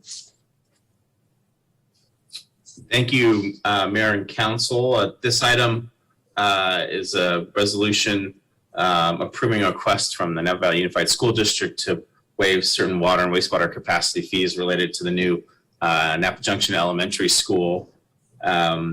In short, the school district way back when was planning a joint campus with the American Canyon High School, a second American Canyon Middle School, and this was all planned under a joint EIR, a joint site, and really a joint concept. And at the time in 2007, they actually paid their capacity fees for that new project at the same time. And what has transpired since is now pretty well documented due to declining enrollment and due to significant financial pressures from the district. They are no longer planning to build that second middle school. And so it would be appropriate to refund those fees that were paid for that second middle school. They have just completed the new Napa Junction Elementary School. It's a beautiful campus. I had the opportunity to tour it the other day. It's amazing. And but it is a new project, and it would be subject to our water and wastewater capacity fees. And what the district has further requested is that we credit that refund from the former second middle school site to credit against the fees that would be owed for the new elementary school. And again, a fairly routine request that we would grant, but the amounts don't add up necessarily. There would still be a differential of approximately $205,000 would still be owed even after that credit. And the school district has further requested a waiver of that additional $205,000. And our municipal code contemplates this sort of request, and the council has precedent of granting such a request. We did it in January, for example, with the Napa Valley Transportation Authority and their new bus facility. So the school district has spent more than $70 million over the last couple of years in American Canyon on new facilities, like I mentioned, the new elementary school, Donaldson Way, and significant improvements going on right now at the current middle school. In addition, there's about 2,600 students in American Canyon schools, the 5 schools that are here. It's a very significant portion of the students in American Canyon attend school district schools, or there are some that don't, but predominant majority do attend district facilities. And so it's very clear that the school district provides a public service as contemplated by the municipal code and would be eligible for such a waiver. So staff recommends that the council approve this waiver. By doing so, those funds, and again, those are Measure H funds that the district uses to build new facilities. Those funds will be used by the district elsewhere to make improvements to school district facilities within elsewhere in the district. So staff recommends the council approve the waiver, and we're happy to answer any questions if you have them. Questions from council? I think we all recognize the public interest in this matter as well. You know, the schools are Mr. Mayor, if I the can reason just, why families move here to American Canyon is the quality of education we get. So, Vice Mayor Joseph. just on behalf of Councilmember Washington and myself, sitting as the 2x2 with the school district, we did go through a lot of this analysis and trying to figure out a way to work with the district to make it happen. So I think, you know, what we've put together makes sense, and I'm certainly supportive of it. Thank you. I concur. Thank you. Any other council member wanting to comment on this? Oh, all right. Is there any public comment received on this?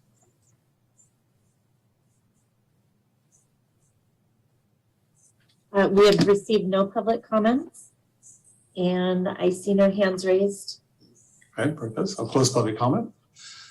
We'll turn to council for further discussion, desired action.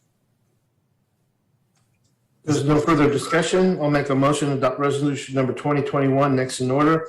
A resolution of the City Council of the City of American Canyon to adopt a resolution approving Napa Valley Unified School District request for a waiver of water and wastewater capacity fee consistent with American Canyon Municipal Code Section 13.06.110. I'll second. Motion second. Roll call, please. Councilmember Abadamas, Yes. Councilmember Oro, Yes. Councilmember Washington, Yes. Vice Mayor Joseph, Yes. Mayor Garcia. Yes, thank you, council. Moving on now to management and staff oral reports. Thank you, Mayor and Council. We have a couple of updates tonight. Both Maintenance and Utilities Director Felix Hernandez has an update, as does Police Chief Rick Greenberg, although it dawns on me that Chief Greenberg might actually, yeah, he probably is. Chief Greenberg had an update for us, but his update was the fact that he's actually meeting right now with the parents and over at American Canyon High School and participating in a school district public meeting. So he wanted me to pass that along. We weren't sure when this item would come up, whether he'd be done or not, but he's in the middle of presenting right now some of the latest and greatest as it relates to public safety at the high school. So he's certainly tracking all those issues and engaged with the district on that. I'll turn it over to Director Hernandez. Yes, thank you, Mr. Hawley. Hopefully everyone can hear me okay. Yes, we can. Go ahead. Yeah, good evening, Mr. Mayor, members of the council and public. A few updates here. The water fountain in Northampton is being installed. I wanted to circle back on that one. I know that Mr. Hawley mentioned that we were scheduling that work, but it's being done now. We are also starting a beautification project along Wetlands Edge Road and in LLAD areas zone 1, 2, and 3. And what that entails is weeding, removing dead wood shrubs, old dead shrubs, and then mulching. I've been in contact with Janelle Selleck at the Parks Foundation. We're going to hopefully be able to engage the community for some volunteer type project with that as far as mulching is concerned. The last update I have is we're starting a strategic energy management program administered by Clearview. It's in partnership with Marin Clean Energy. And what that entails is it allows us to engage in a continuous improvement process to save energy and implement ongoing energy management systems within the city facilities. There's no cost to the city other than time and commitment. What that allows us to do is it provides some energy management training and education for staff and the public as well.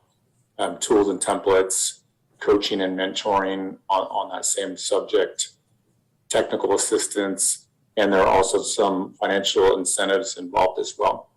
So we're starting that program. I look forward to completing it. It's a 2-year program, and we'll be providing updates as we move through that program. And that's all I have for tonight. Good. Thank you for your report. Thank you. Anything else, Ms. Holly? No, nothing else, Mayor. Thank you. Fine. Thank you. We'll move on to mayor council comments, committee reports, and we'll take up any future agenda items. See, I submitted my report. I think my comment, actually, I just really like to express my deep appreciation, I'm sure from all of us, for public safety addressing the fire that occurred. Looked pretty scary to me, frankly. I'm driving on my way home, and you could just see the whole line of fire all the way north to south behind on the east side of the city. But you know, we've got a very good team. I was part of the activation for the CERT team, so we do traffic safety. It's part of our assignment on that. But it was good to see a response, and we didn't encounter any significant problems with CERT, and I hadn't heard anything back from either Chief Greenberg or Chief Cahill on public involvement. So I noticed no property loss, no serious injuries, and they did a great job. I'd just like to say thank you. With that, Councilman Morrow, anything to add to your report? No, I was pretty comprehensive on it, but I do want to admit one mistake. On the meeting date for the League of California Cities, somehow I got June 24th on there. It was in September. So let the record state that it was the wrong time. So that's all I have. Thank you. So noted. Thank you. Councilmember Washington, anything to add to yours further?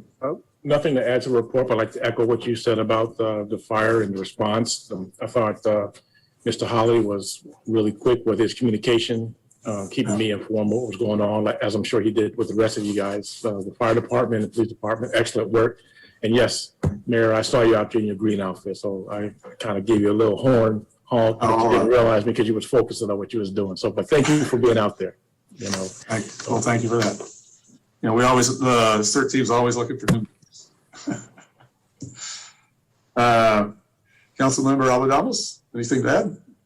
I don't have anything to report, but I echo those sentiments, especially considering that fire was literally in my backyard. Yeah, that had to be pretty scary. Thank you. It was, but you know what? I actually felt safe because I could see the response from my front yard. I just looked outside and I can see the response. So I didn't feel like I needed to leave. I didn't freak out. I didn't panic. And Jason did an excellent job with his communication. So, and I texted Councilmember Oro because he lived last time the Newell open space burned. It got really close to his house, and he was like, "I'm watching the game. I'm good. We're safe." so I think that's check on me. I know, but you're not like, you're close, but you're not as close. Yeah, goodness. Yeah, I missed the game, but I caught the highlights on the late news. So I think the fact that Councilmember Oro was just worried about his game and didn't evacuate this time is testament to what an amazing job you guys did. So thank you. That's a good measuring point. Thank you. Yes. Vice Mayor Joseph.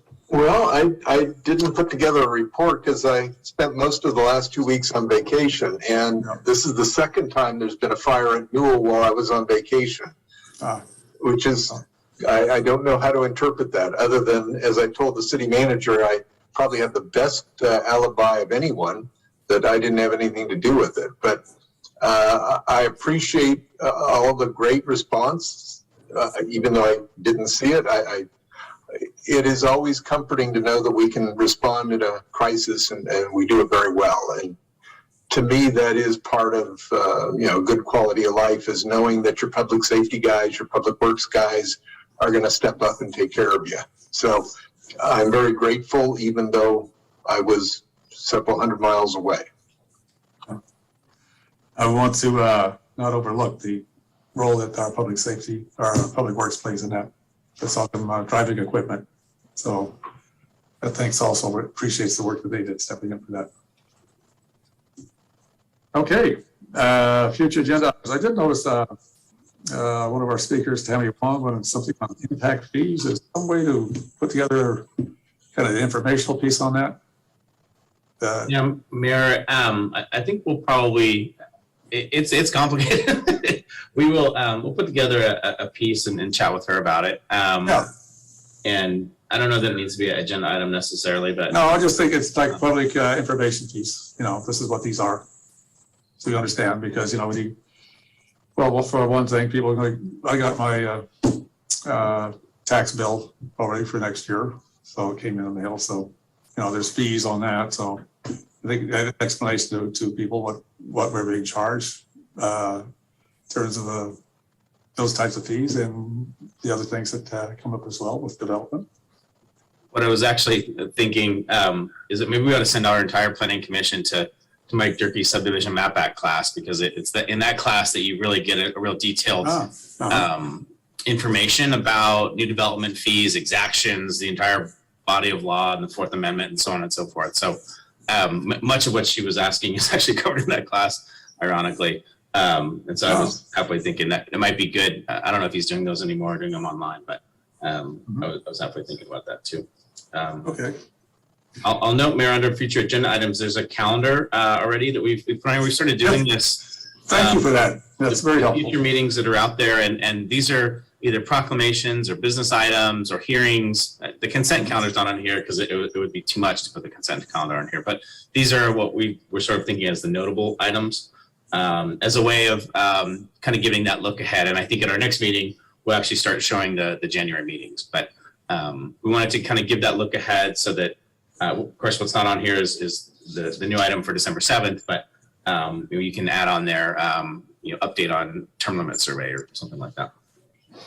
All right, thank you. Vice President Joseph, you have your hand up. Yes, I first of all, I wanted to thank the city manager by throwing in that agenda forecast, because I think it's important to know when these things are coming up, so you don't have to ask what's going on, it's there. But that does raise an issue for the November 16th agenda. The climate emergency proclamation, I've already had discussions with some of the students as well as the Napa Climate Now. I'd like to ask that we just acknowledge that it ought to be a climate emergency resolution and not a proclamation.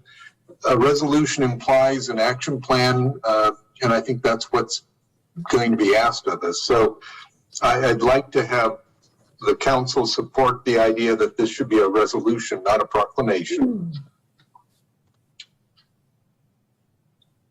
Well, thank you for that, but I think Mr. Hawley scratched here to go back to another memory. You just to declare an emergency, doesn't that implies some action? So one of the things that we're looking at right now, and other cities have done this, we're looking at making sure we don't define an emergency as are certain parts of the government code and certain parts of our municipal code, that there is a way to, acknowledge the climate emergency and have a different definition of the word emergency than what our municipal code and what the government code says, so that we don't accidentally confirm a bunch of emergency powers to me and so forth. And we keep those, emergency powers reserved for, I'll call it, different types of emergencies, real exigent types of circumstances, as opposed to long-running sorts of issues. So we think we found a way around the emergency terminology or nomenclature.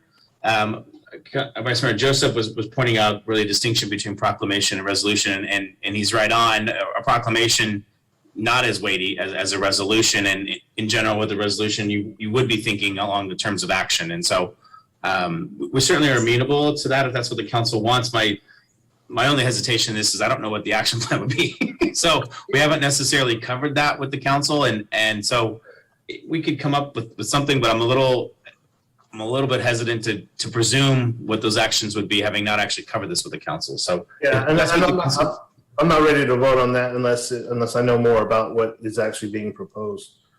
So okay. Well, we'll find out on the 16th. The only other thing, and it isn't as much of an agenda item, is to get a status report on the Green Island Road project. We haven't heard anything on that for a while, and I think we ought to. Sure. The last is more of an open-ended issue. I'm getting some feedback from residents at the mobile home parks, and I don't know if that's something that we want to resurrect the mobile home park ad hoc committee, or if it's just start putting it on your radar to see if there's issues out there that we might be able to provide some assistance with. It's not so much on the rent control component as much as, you know, operations and maintenance and things like that, where we have limited authority. But I guess I'm just throwing it out there to everyone to say, look, there are some parks that are generating some issues, and we'll leave it with that, just as an FYI for now. Oh, can you kind of narrow that down into? It's mostly a 260 mobile home park. Uh-huh. And, you know, some of those were just, you know, maintenance issues. Some of their utilities are not being maintained as well as they ought to. So there's leaks and issues like that. Okay. There's other issues as well, but I think that would be the one that's most concerning. So. Yeah, well, particularly if it's water leak. Yeah. Okay. All right. Anything further, council? Well, I'd just like to close with, I just heard an encouraging sound, raindrops hitting on my office window. Bring more of that on, please. That's true. All right, hey, well, thank you, everybody, for this evening. Very good discussion this evening. Thank you very much. And with that, we complete our work for this evening, council. We are adjourned. Bye at American Canyon.